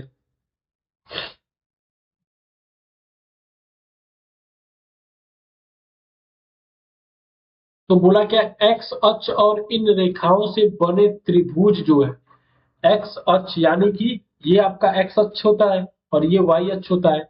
तो एक्स अक्ष और इन दोनों जो रेखाएं हैं, इनसे जो ये त्रिभुज बन रहा है उसका निर्देशांक बोला है, उसके शीर्षों के निर्देशांक। तो ये त्रिभुज है, त्रिभुज के शीर्ष क्या होते हैं? ये, है ना, ये त्रिभुज है, इसके शीर्ष क्या होंगे? ये और ये, जहां पे दोनों एक दूसरे को कट कर रही है। तो ये एक, इसका निर्देशांक ये एक हो गया, एक ये हो गया, एक ये हो गया। तो इसके निर्देशांक बताओ क्या आएंगे? तो इसका पॉइंट तो आपको पता है क्या है, 4 जीरो। इसका क्या है? 4 जीरो। और एक का क्या है? -1 जीरो, -1 जीरो। तो दो निर्देशांक तो आपको पता चल गए कि एक है आपका -1 जीरो, एक है आपका 4 जीरो। अगर आप इसको ए बी सी डी मान लो, ए बी सी मान लो, ए बी और सी, तो आपको ए का निर्देशांक पता हो गया, बी का हो गया, तो सी का निर्देशांक क्या होगा? तो ये कैसे निकालोगे? ये स्केल से निकालोगे। कैसे? स्केल से नापोगे इसको कि ये कितना है, एक्स कितना है, वाई कितना है। अब नाप के जो आएगा यहाँ पे उसको यहाँ पे पुट करोगे। मैं ऐसे थोड़ा सॉल्व करके देख लेता हूँ, क्योंकि स्केल तो है नहीं मेरे पास, इसमें स्केल कैसे दिखाऊं आपको। तो एक बार मैं सॉल्व कर लेता हूँ। तो 2x minus 2y plus 2 equal to zero and 3x plus 2y minus 12 equal to zero. ठीक है, तो ये बन जाएगा 5x इक्वल टू 10। तो x की वैल्यू ठीक है, तो यहां से आपको आ जाएगा ये 2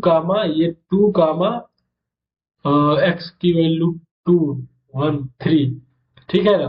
तो एक आपको मिलेगा 2 और एक आपको मिलेगा 3, तो 2 3 बन जाएगा।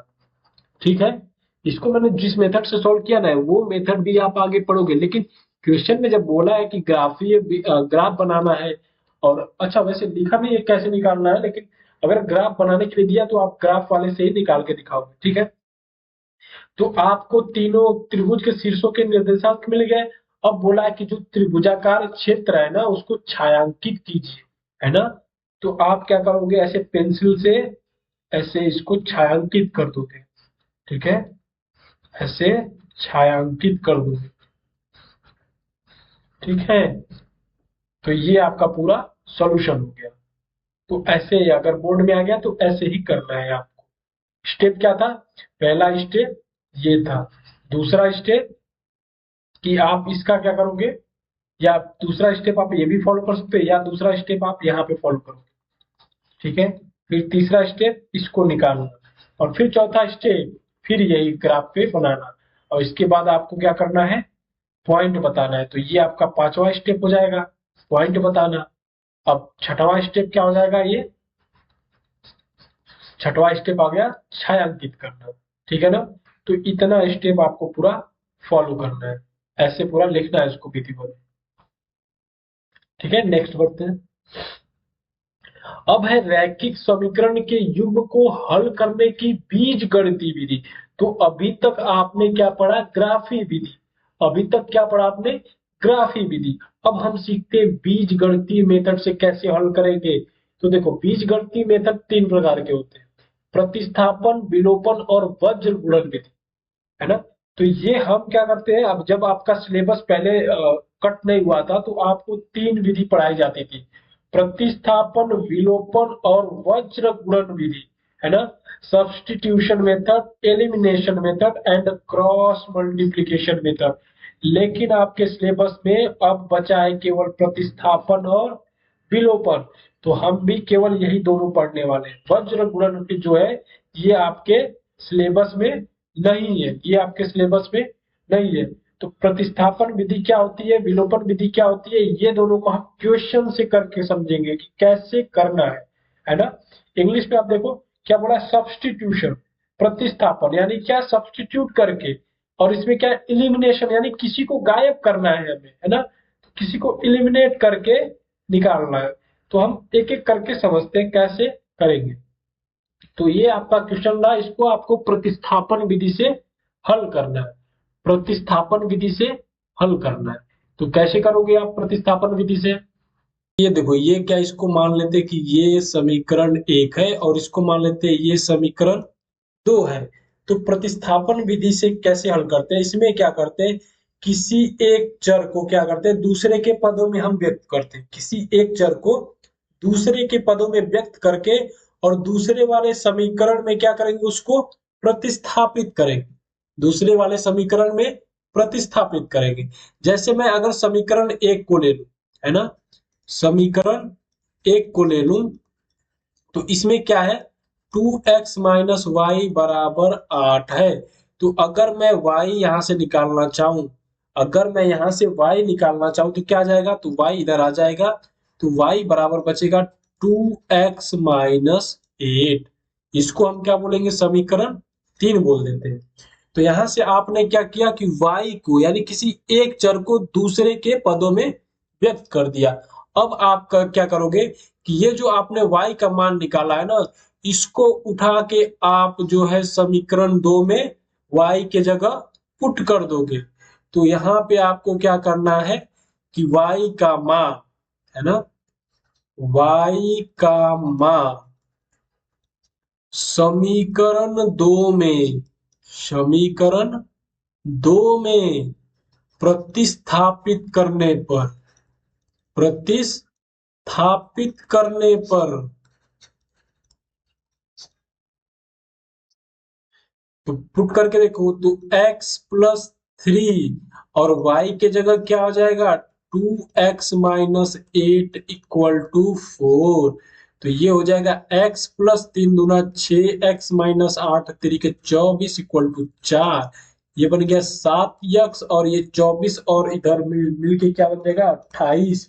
तो यहाँ से x निकालोगे कितना आ जाएगा 7 चौको 28 4। तो ये x की वैल्यू निकाल दी।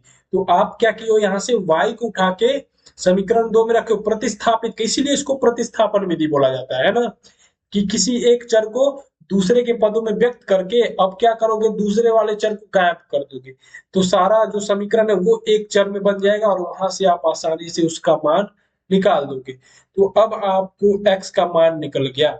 अब आपके x का मान निकल गया। अब अगर x का मान निकल गया तो अब अगला कदम आपका क्या रहेगा।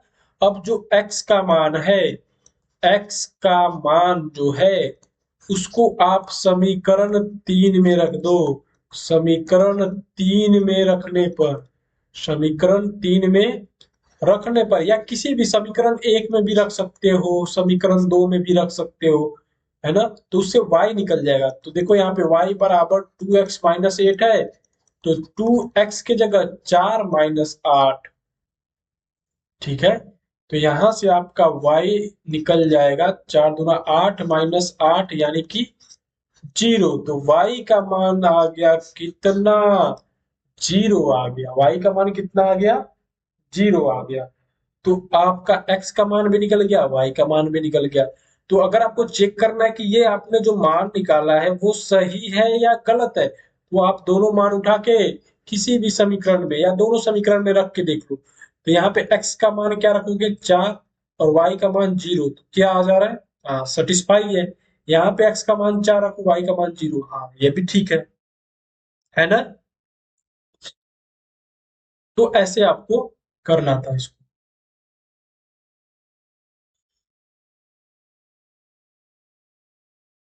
तो ये होता है आपका प्रतिस्थापन विधि। एक और क्वेश्चन करके आप देखते हैं, इसको नोट कर लो, एक और क्वेश्चन करके देखते हैं।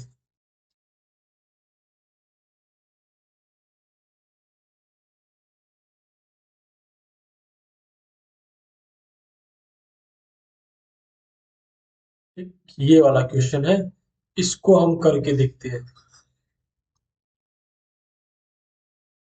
ये मिटा दो, है ना, इसको मिटा देते हैं, थोड़ा जगह मिल जाएगा।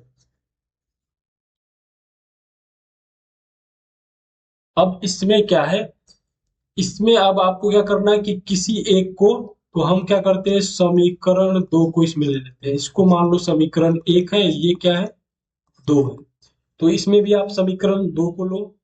तो यहां से आपको दिखेगा कि √3x minus √8y equal to 0।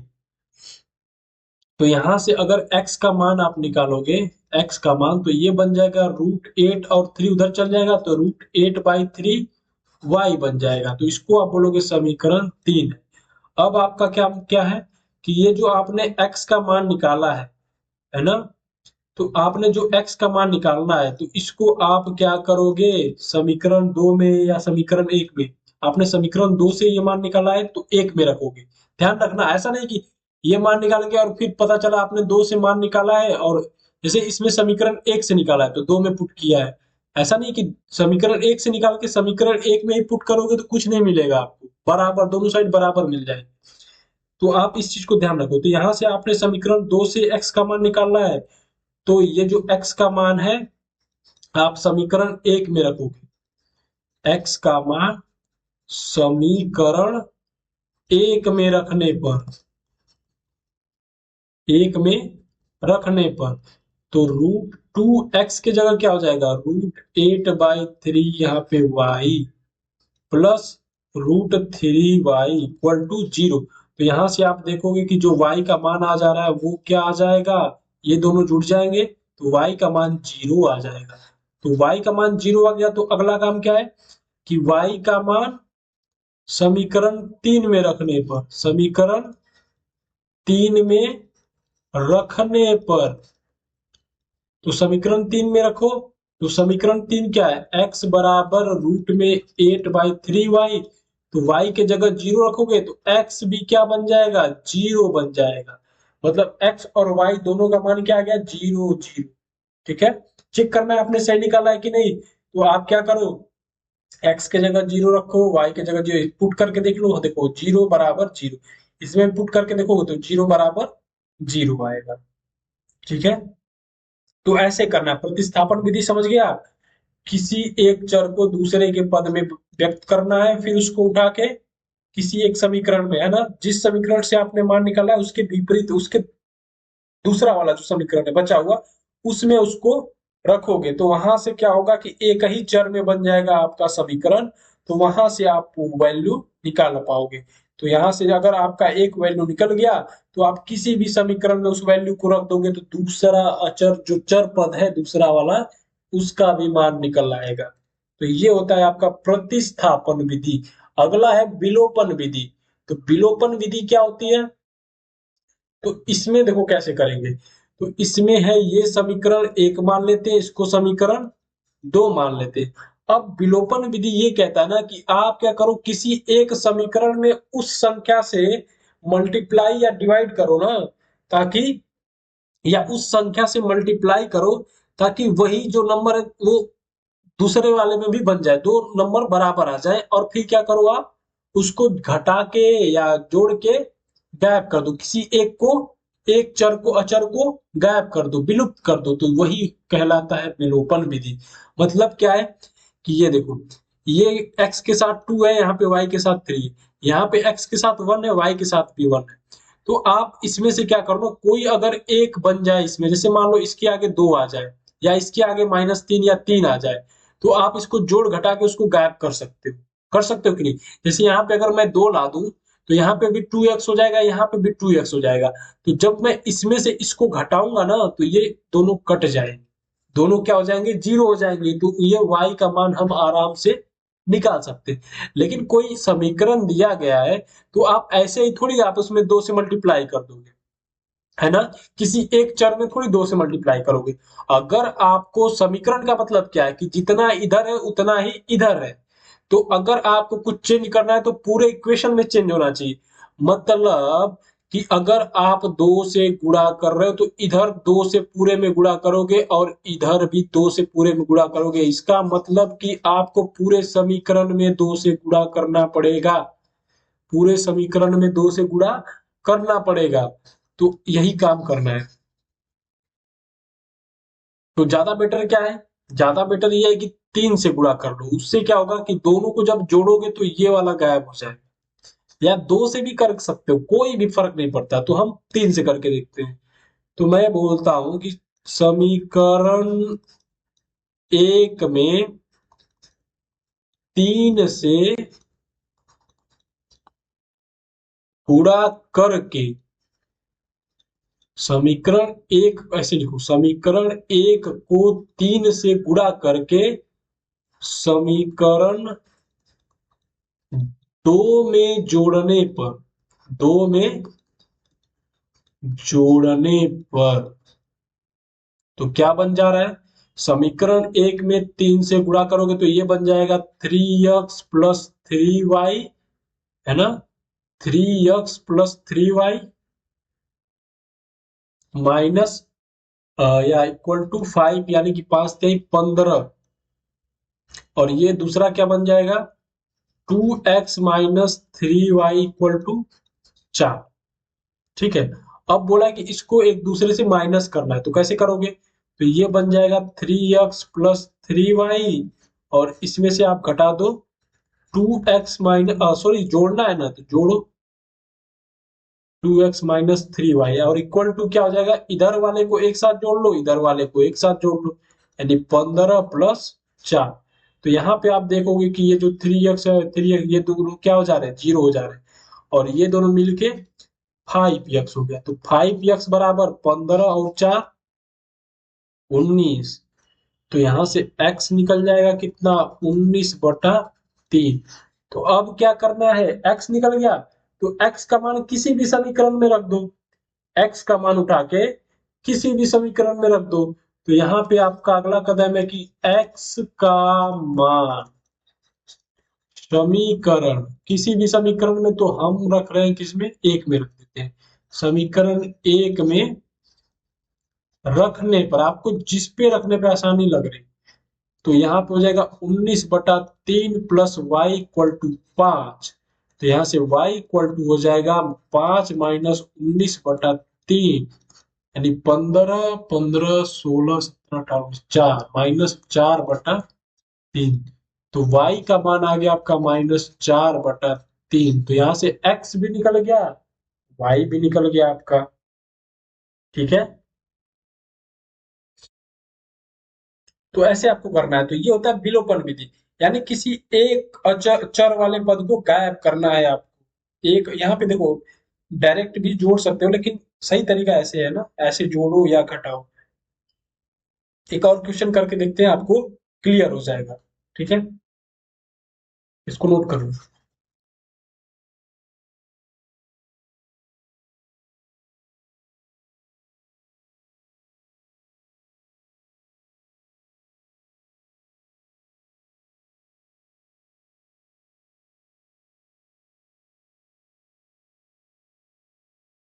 एक और क्वेश्चन करके देखते हैं, ये वाला जैसे ये वाला समीकरण। तो इसमें आप क्या करोगे, आपका मन देखो, आप एक और काम कर सकते हो कि आप जैसे इसमें तो आपने डायरेक्ट कर दिया, आप इसको अच्छे फॉर्मेट में पहले वो कर सकते हो कि x plus y minus three equal to 0, और इसको x बटा 2 plus 2y/3 plus 1 equal to 0। ये मतलब सही तरीका है एक तरह से। तो आप क्या करो, सबसे पहले इसको एक साइड लाओ, इसको एक साइड लाओ, ऐसा भी कर सकते हो। इसके बाद आप क्या करो, एक दूसरे में गुणा करके देखो, है ना, सेम बनाने के लिए। तो जैसे इसमें हमको सेम बनाना है, तो यहाँ पे इसका गुणांक क्या है, 1/2। तो यहाँ पे 1/2 लाना है, तो पूरे में 1/2 से गुणा करना पड़ेगा। तो इसको अगर समीकरण 1 मान ले, इसको 2 मान ले, तो हम बोलेंगे समीकरण 1 में 1/2 से गुणा गुणा करने पर या गुना करके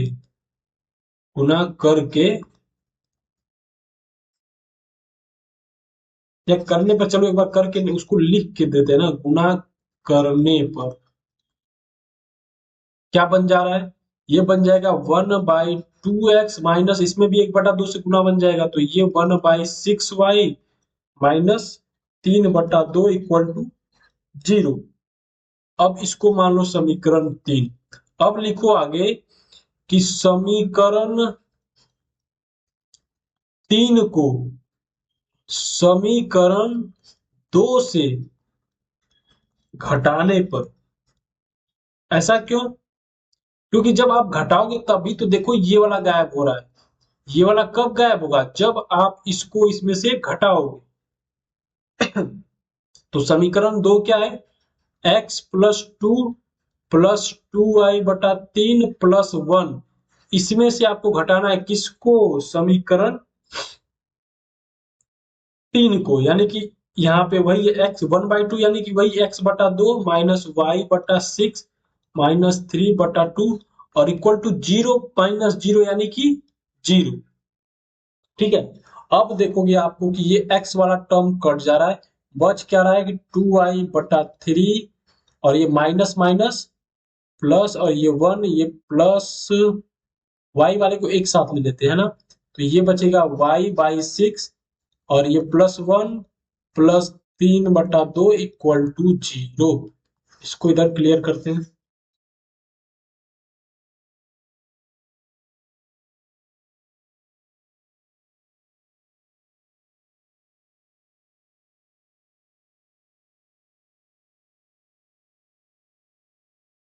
तो ये आप जब जोड़ोगे इसको, तो ये आपका एलसीएम आ जाएगा 6, और ये बन जाएगा 5y प्लस 5/2 इक्वल टू 0। तो यहाँ से y का मान आप निकालोगे, तो ये बन जाएगा 5 से 5 चला जाएगा, ये 3 चला जाएगा, यानी कि -3। y का मान कितना आ जाएगा, -3। अब ये जो आपने y का मान निकाला है, इसको आपको क्या करना है, किसी समीकरण में रख देना है, किसी भी समीकरण में रख देना है। तो y का मान ऐसे पूरा लिखना है आपको बोर्ड में, y का मान समीकरण एक में रखने पर, एक में रखने पर आप किसी भी में रख सकते हो, एक में रख दो, दो में रख दो, तीन में रख दो, जिसमें मन करे रखने पर, तो x माइनस ये बन जाएगा -3/3 -3 इक्वल टू 0। तो ये बन गया आपका x प्लस 1 -3 इक्वल टू 0, यानी x यहां से बन जाएगा 2। तो x का मान 2 आ गया, y का मान 3 आ गया। आपको चेक करना है सही है गलत, पुट करके देख दो, x का मान 2, y की जगह -3, तो ये जोड़ के देखोगे 3 के बराबर आ रहा है, तो सही है। इसका मतलब जो मान हमने निकाला है वो क्या है, सही है। जो मान हमने निकाला है वो क्या है, सही है। आप इसमें भी रख के देख सकते हो। तो ये बन जाएगा -3/2 प्लस 4/3, ये बनेगा। और ये 6, तो 3 3 3 9 प्लस 3 दूना 4 दूना 8, सॉरी कुछ गड़बड़ हो गया क्या। x का मान कितना, 2, सॉरी 2/2 प्लस 2 इंटू -3/3, तो ये बन जाएगा 1 - 2। हाँ, तो ये भी क्या है, सही। तो हमने जो मान निकाला है वो क्या है, सही है। तो ऐसे पूरा आपको करना है स्टेप बाय स्टेप, और x और y का मान आपको ऐसे ही निकालना है। तो विलोपन विधि आई होप आपको समझ में आ गया होगा। क्या करना है, किसी एक में मतलब विलोपन मतलब किसी को गायब करना है ना, किसी एक चर को गायब करना है गुणा करके उसमें समीकरण में। तो बिल्कुल ऐसे ही आपको स्टेप बाय स्टेप फॉलो करना है। तो आपको अगर क्वेश्चन में दिया गया है कि आपको विलोपन विधि से सॉल्व करना है, या प्रतिस्थापन विधि से करना है, या ग्राफिकल विधि से करना है, तो अगर बोला है तो आपको उसी विधि से करना पड़ेगा। इसलिए आपको तीनों विधि आनी चाहिए। लेकिन अगर डायरेक्ट बोला, इक्वेशन दे दिया और आपको बोल दिया एक्स वाई का मान बताओ, और बोला नहीं किस विधि से करना है, तो आपका मन, आपको जो इजी लगे आप उससे कर सकते हो, जब तक क्वेश्चन में ना बोला जाए। तो आप सारे विधि को याद रखना। ज्यादातर क्वेश्चन में बोला जाता है, मैंने जितने भी बोर्ड के क्वेश्चन देखे हैं उस सब में बोला जाता है कि विलोपन विधि से करके दिखाओ, प्रतिस्थापन विधि से करके दिखाओ, या ग्राफिकल मेथड से करके दिखाओ। तो आपको तीनों विधि अच्छे से आनी चाहिए, ठीक है। नेक्स्ट देखते हैं। आपको ऐसे लिख के भी आ जाएगा क्वेश्चन, वो तो डायरेक्ट आपको इक्वेशन दे दिया, आपको ऐसा क्वेश्चन आएगा कि आपको समीकरण भी बनाना पड़ेगा। पहले आप समीकरण बनाओगे, उसके बाद वही मेथड है सारा। तो समीकरण अगर आपने बना लिया तो आपने आगे का सारा क्वेश्चन कर लोगे, आगे आप वही प्रोसीजर फॉलो करना है। तो समीकरण बनाना भी आना चाहिए। तो इसके लिए आप क्या करोगे कि जितने भी ऐसे क्वेश्चन आपके बुक में दिए गए हैं सबको सॉल्व कर लो, है ना। चाहे वो उदाहरण में दिए गए हो, है ना, ऊपर क्वेश्चन जितने भी दिए गए सबको सॉल्व कर लो। उदाहरण वाले भी क्वेश्चन आप सॉल्व करके जाओ, ताकि जब भी आप ऐसे क्वेश्चन देखो तो आपको डर ना लगे, आप सीधे इक्वेशन वहां से बना सको। जैसे इसमें बोला गया है कि एक नगर में टैक्सी के भाड़े में एक नियत भाड़े के अतिरिक्त चली गई दूरी का भाड़ा भी सम्मिलित है। तो कभी कभी तो अगर आप अचानक से ऐसे क्वेश्चन देखोगे समझ में नहीं आएगा, लेकिन ऐसे क्वेश्चन अगर आपने प्रैक्टिस की हुई है तो आप कर लोगे। तो बोला क्या, ध्यान से पढ़ो क्वेश्चन को, कम से कम 2 3 बार पढ़ो। बोला एक नगर में टैक्सी के भाड़े में, मतलब जो, ऐसे फील करो ना कि टैक्सी का भाड़ा जो लगता है, तो बोला कि एक नियत भाड़े, जैसे मुझे जाना है 5 किलोमीटर, तो एक नियत भाड़ा कोई होगा कि हाँ चलो 30 रुपए तो लगेंगे, मतलब वो मेरे ऑटो में बैठने के ये इतने हो गए। तो एक नियत भाड़े के अतिरिक्त चली गई दूरी का भाड़ा भी सम्मिलित है।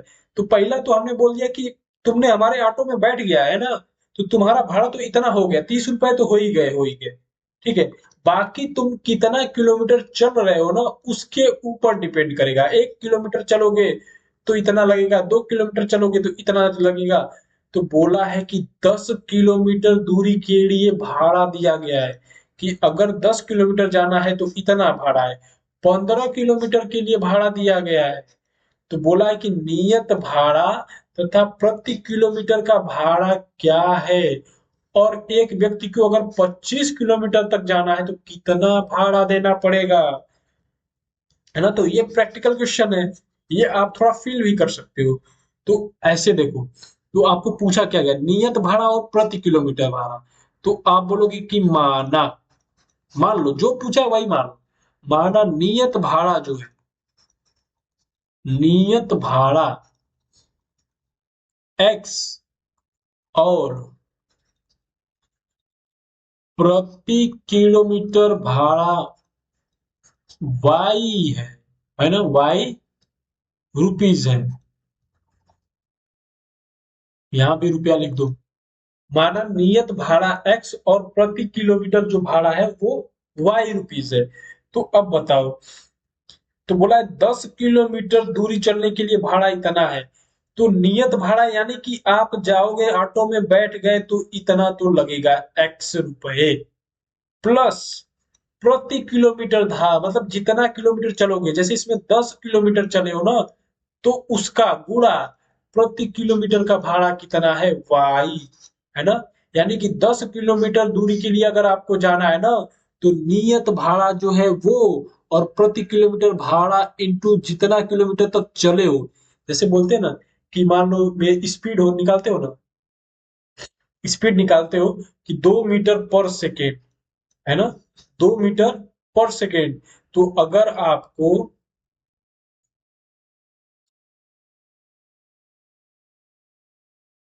जैसे इसका मतलब क्या हो जाएगा कि इतना मीटर आप चल रहे हो पर सेकेंड में। तो हमने, अगर मैं आपसे बोलूं कि 10 सेकेंड में कितना चलोगे, तो आप 10 से क्या करते हो, गुणा कर देते हो, 10 से गुणा कर देते हो। तो वही चीज इसमें बोला गया कि प्रति किलोमीटर भाड़ा दिया गया है, तो 10 किलोमीटर का निकालना है, तो 10 गुणे वाई। और क्या है, नियत भाड़ा आपका ये एक्स है ही, मतलब ऑटो में बैठ गए एक्स रुपए देना है, प्लस कितना किलोमीटर चले वो। और ये दिया गया है 105 रुपया के बराबर, 105 रुपया के बराबर है। मतलब x plus 10 y equal to 105। तो आपने एक समीकरण यहां से बना लिया। दूसरा बोला 15 किलोमीटर के लिए भाड़ा दिया गया, यानी एक्स रुपए तो लगेगा ही, प्लस 15 किलोमीटर यानी 15 वाई इक्वल टू 155। आपने दूसरा समीकरण भी बना लिया। अब दो समीकरण अगर आपको निकल गए, तो इसमें तो बोला नहीं है किस विधि से सॉल्व करना है, तो आप इसमें प्रतिस्थापन विधि लगा दो, विलोपन विधि लगा दो, ग्राफिकल विधि लगा दो, जो विधि लगाना जो आपको आसान लगे। तो आपको कौन सा आसान लगता है, प्रतिस्थापन विलोपन क्या, है ना। ज्यादा किसी को विलोपन अच्छा लगेगा, किसी को प्रतिस्थापन अच्छा लगेगा। ग्राफिकल वाला नहीं ज्यादातर लोग करते हैं ना, ग्राफ कौन बनाएगा। तो आप इन दोनों में से कोई भी विधि लगा के यहाँ से आप क्या करोगे, एक्स का मान निकालोगे। कैसे, अभी हमने पीछे सीखा है। वाई का मान निकालोगे, और जो एक्स और वाई का मान आएगा, जो एक्स और वाई का मान आएगा वही आपका नियत भाड़ा और प्रति किलोमीटर भाड़ा हो जाएगा। तो आपका आधा क्वेश्चन तो सॉल्व हो गया। आधा क्वेश्चन क्यों, क्योंकि आगे और भी पूछा है कि एक व्यक्ति को 25 किलोमीटर की यात्रा करना है तो कितना भाड़ा देना पड़ेगा। तो 25 किलोमीटर जाना है तो एक्स रुपए तो देना ही है, नियत भाड़ा है ये, प्लस 25 वाई, है ना, पर किलोमीटर, यानी 25 किलोमीटर और पर किलोमीटर का वाई रुपया। तो 25 वाई, तो जो एक्स का मान लगा है ना वो इसमें पुट कर दो, वाई का मान पुट कर दो, और यहां से ये जो मान आएगा, जितना भाड़ा आएगा वही क्या हो जाएगा, इसका आंसर हो जाएगा। ठीक है, तो एक्स और वाई का मान निकालोगे। चलो हम निकालते हैं, है ना, निकाल के देख लेते हैं। तो आप देखो यहाँ पे x का गुणांक सेम है, y का गुणांक यहाँ भी x का गुणांक दोनों में सेम है। तो हम क्या कर देते हैं, एक दूसरे को माइनस कर देते हैं। तो माइनस जब आप करोगे तो x में से x जाएगा, 0 हो जाएगा, 10 में से -5 वाई, तो ये -5 वाई बचेगा। देखो आप ऐसे मत डायरेक्ट घटाना, जैसे मैं पिछली क्वेश्चन में बताया वैसे घटाना, यहाँ पे डायरेक्ट करना। ठीक है, ऐसे भी आप कर सकते हो। क्या करना रहता है, जब घटाना रहता है तो जो इस नीचे वाले का साइन है उसका विपरीत साइन नीचे लिखना होता है। जैसे ये प्लस है ना, तो यहाँ नीचे लिखोगे माइनस। यहाँ पे भी इसके आगे क्या है, प्लस होता है, जब नहीं दिया है तो प्लस होता है, तो इसके आगे माइनस लिखोगे। अब ये +10 वाई है और ये -15 वाई है, तो कितना बचेगा, -5 वाई इक्वल टू, ये 105 है, माइनस का 155 है, तो कितना बचेगा, -50 बचेगा। तो y का मान कितना आ जाएगा, 10 आ जाएगा। अब y 10 आ गया तो उठा के किसी एक समीकरण में रख दो, तो ये बचेगा x प्लस 10 गुणे 10 बराबर 105। तो y बन जाएगा यहाँ से 10 दांव पे 100 यानी कि 5 बन जाएगा। तो आपका नियत भाड़ा 10 आ गया, प्रति किलोमीटर भाड़ा 5 आ गया। और ये वैल्यू पूछा है तो नियत भाड़ा आपका कितना है, सॉरी यहाँ से x का मान आ गया, तो x रुपए आपका नियत भाड़ा है और ये y क्या है, प्रति किलोमीटर भाड़ा है। तो x आपका आ गया 5, आप प्लस 225 गुणे y का मान 10 यानी कि 255 रुपया आप 25 किलोमीटर चलने के लिए दोगे, ठीक है ना। तो ये आपका इसका आंसर हो गया। तो ऐसे क्वेश्चन भी बहुत आते हैं। ये क्वेश्चन है कि यदि किसी भिन्न के अंश और हर दोनों में 2 जोड़ दिया जाए तो वह इतना बन जाता है, और यदि अंश और हर में 3 जोड़ दिया जाए तो ये बन जाता है। तो भिन्न बताइए। तो आप बताओ भिन्न, भिन्न बनाने के लिए क्या चाहिए होता है, अंश और हर चाहिए होता है, और वो तो दिया नहीं गया है, बस बताया कि इतना जोड़ दिया जाए तो ये बन जाए, इतना जोड़ दिया जाए तो ये बन जाए। तो अगर दिया नहीं है तो आप मान लो कि माना भिन्न का अंश, भिन्न का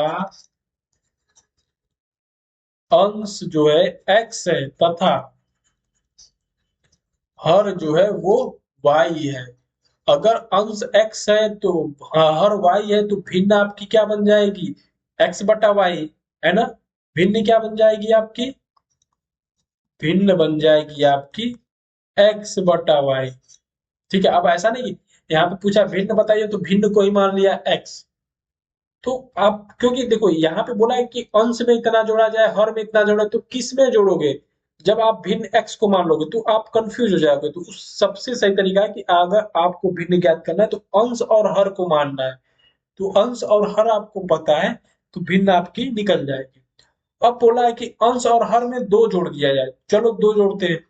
तो अंश यानी कि x प्लस 2 और हर यानी कि y प्लस 2, तो ये 9/11 बन जाता है। तो इसको थोड़ा सॉल्व करो तो ये बन जाएगा 11x प्लस 2 यानी कि 22, है ना। स्टेप बाय स्टेप क्या करो, 11x प्लस 2 बराबर 9 y प्लस 2। देखो मैं कुछ स्टेप गैप कर दे रहा हूँ, आपको एक एक कैलकुलेशन करके दिखाना रहता है। 11x plus 22 equal to 9y plus 18, ये बन जाएगा 11x माइनस का 9y और 18 उधर जाएगा तो प्लस का 4 इक्वल टू 0। तो आप एक समीकरण यहाँ से निकाल दिए। अब दूसरा बोला है कि फिर अंश में अगर 3 जोड़ा जाए, हर में भी 3 जोड़ा जाए तो वह 5/6 बन जाता है। अब निकालो यहाँ पे तो 6 इधर आ जाएगा x प्लस 3 और ये इधर का हर उधर चला जाएगा। सॉल्व करोगे ये बनेगा x माइनस 5y और ये 18 15 यानी कि 3 इक्वल टू 0। तो ये बन जाएगा आपका समीकरण 2। अभी सॉल्व हो गया क्या, नहीं। अब आपने 2 समीकरण निकाल लिए, 2 समीकरण निकाल लिए। अब आपका काम क्या है, प्रतिस्थापन या विलोपन विधि लगाओ, x और y निकालो। तो अगर x और y जो आएगा तो भिन्न क्या हो जाएगी, x बटा y कर देना, तो यहां से आपकी भिन्न निकल आएगी। तो यहां से आगे मैं सॉल्व नहीं कर रहा, आपको तरीका सिखा दिया, उस तरीके से आप करके कमेंट बॉक्स में बताओगे कि आपकी भिन्न कितनी आ रही है ना। देखते हैं आप सॉल्व कर पाते हो इसको कि नहीं, इस समीकरण को सॉल्व कर पाते हो कि नहीं। अगला क्वेश्चन करते हैं। मेन देखो इसमें क्या है, ये इक्वेशन बनाना, समीकरण बन गया उसके आगे तो आसान। चलो अगला क्वेश्चन देखते हैं। अगला बोला है कि ये एक समीकरण है, 2 समीकरण दिया गया है। तो बोला है इससे m का वह मान ज्ञात करना है जिसके लिए y equal to m x plus 3 हो, जिसके लिए y equal to m x plus 3 हो। चलो करते हैं। तो ये है 2x plus 3y equal to 11। और एक है 2x minus 4y equal to minus का 24। तो इन दोनों समीकरण को क्या करो, सॉल्व करके x और y का मान निकालो, और x और y का मान निकाल के इसमें पुट कर दो तो तुम्हारा क्या निकल जाएगा, m का मान निकल जाएगा। या इस फॉर्मेट में इसको चेंज कर सकते हो तो भी करके निकाल सकते हो कि इस फॉर्मेट में बदल दो, या x और y का मान निकाल दो, सबसे आसान वही तरीका है। तो आपके पास दो समीकरण, एक और दो, एक और दो, तो तरीका वही।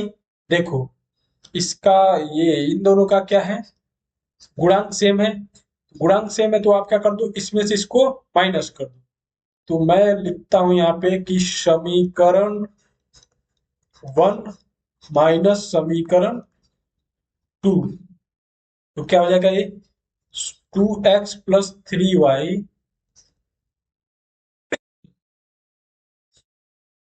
Minus 2x minus 4y equal to, इधर वाला घटाओगे 11 माइनस ये माइनस 24 है तो ब्रैकेट में लिखो। तो यहाँ से 2x और 2x खत्म हो जाएंगे, और ये 3 और ये बन के 7y इक्वल टू, ये बन गया आपका 35। कितना बन गया, 35। तो y निकल गया कितना, 7×5 = 35, 5 निकल गया। अब y का मान समीकरण एक में रखने पर, एक में रखो, दो में रखो, जहां मन करे उसमें, जहां से आसानी। तो 2x प्लस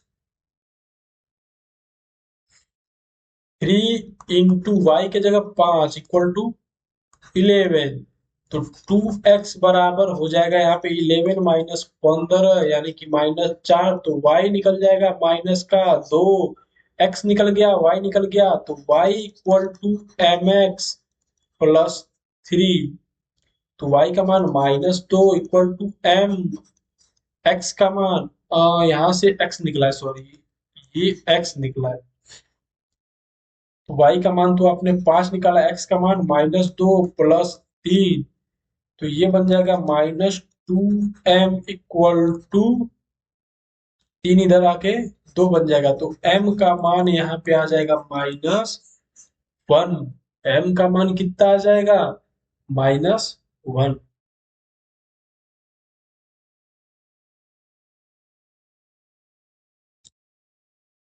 तो ऐसे इसको सॉल्व करना था।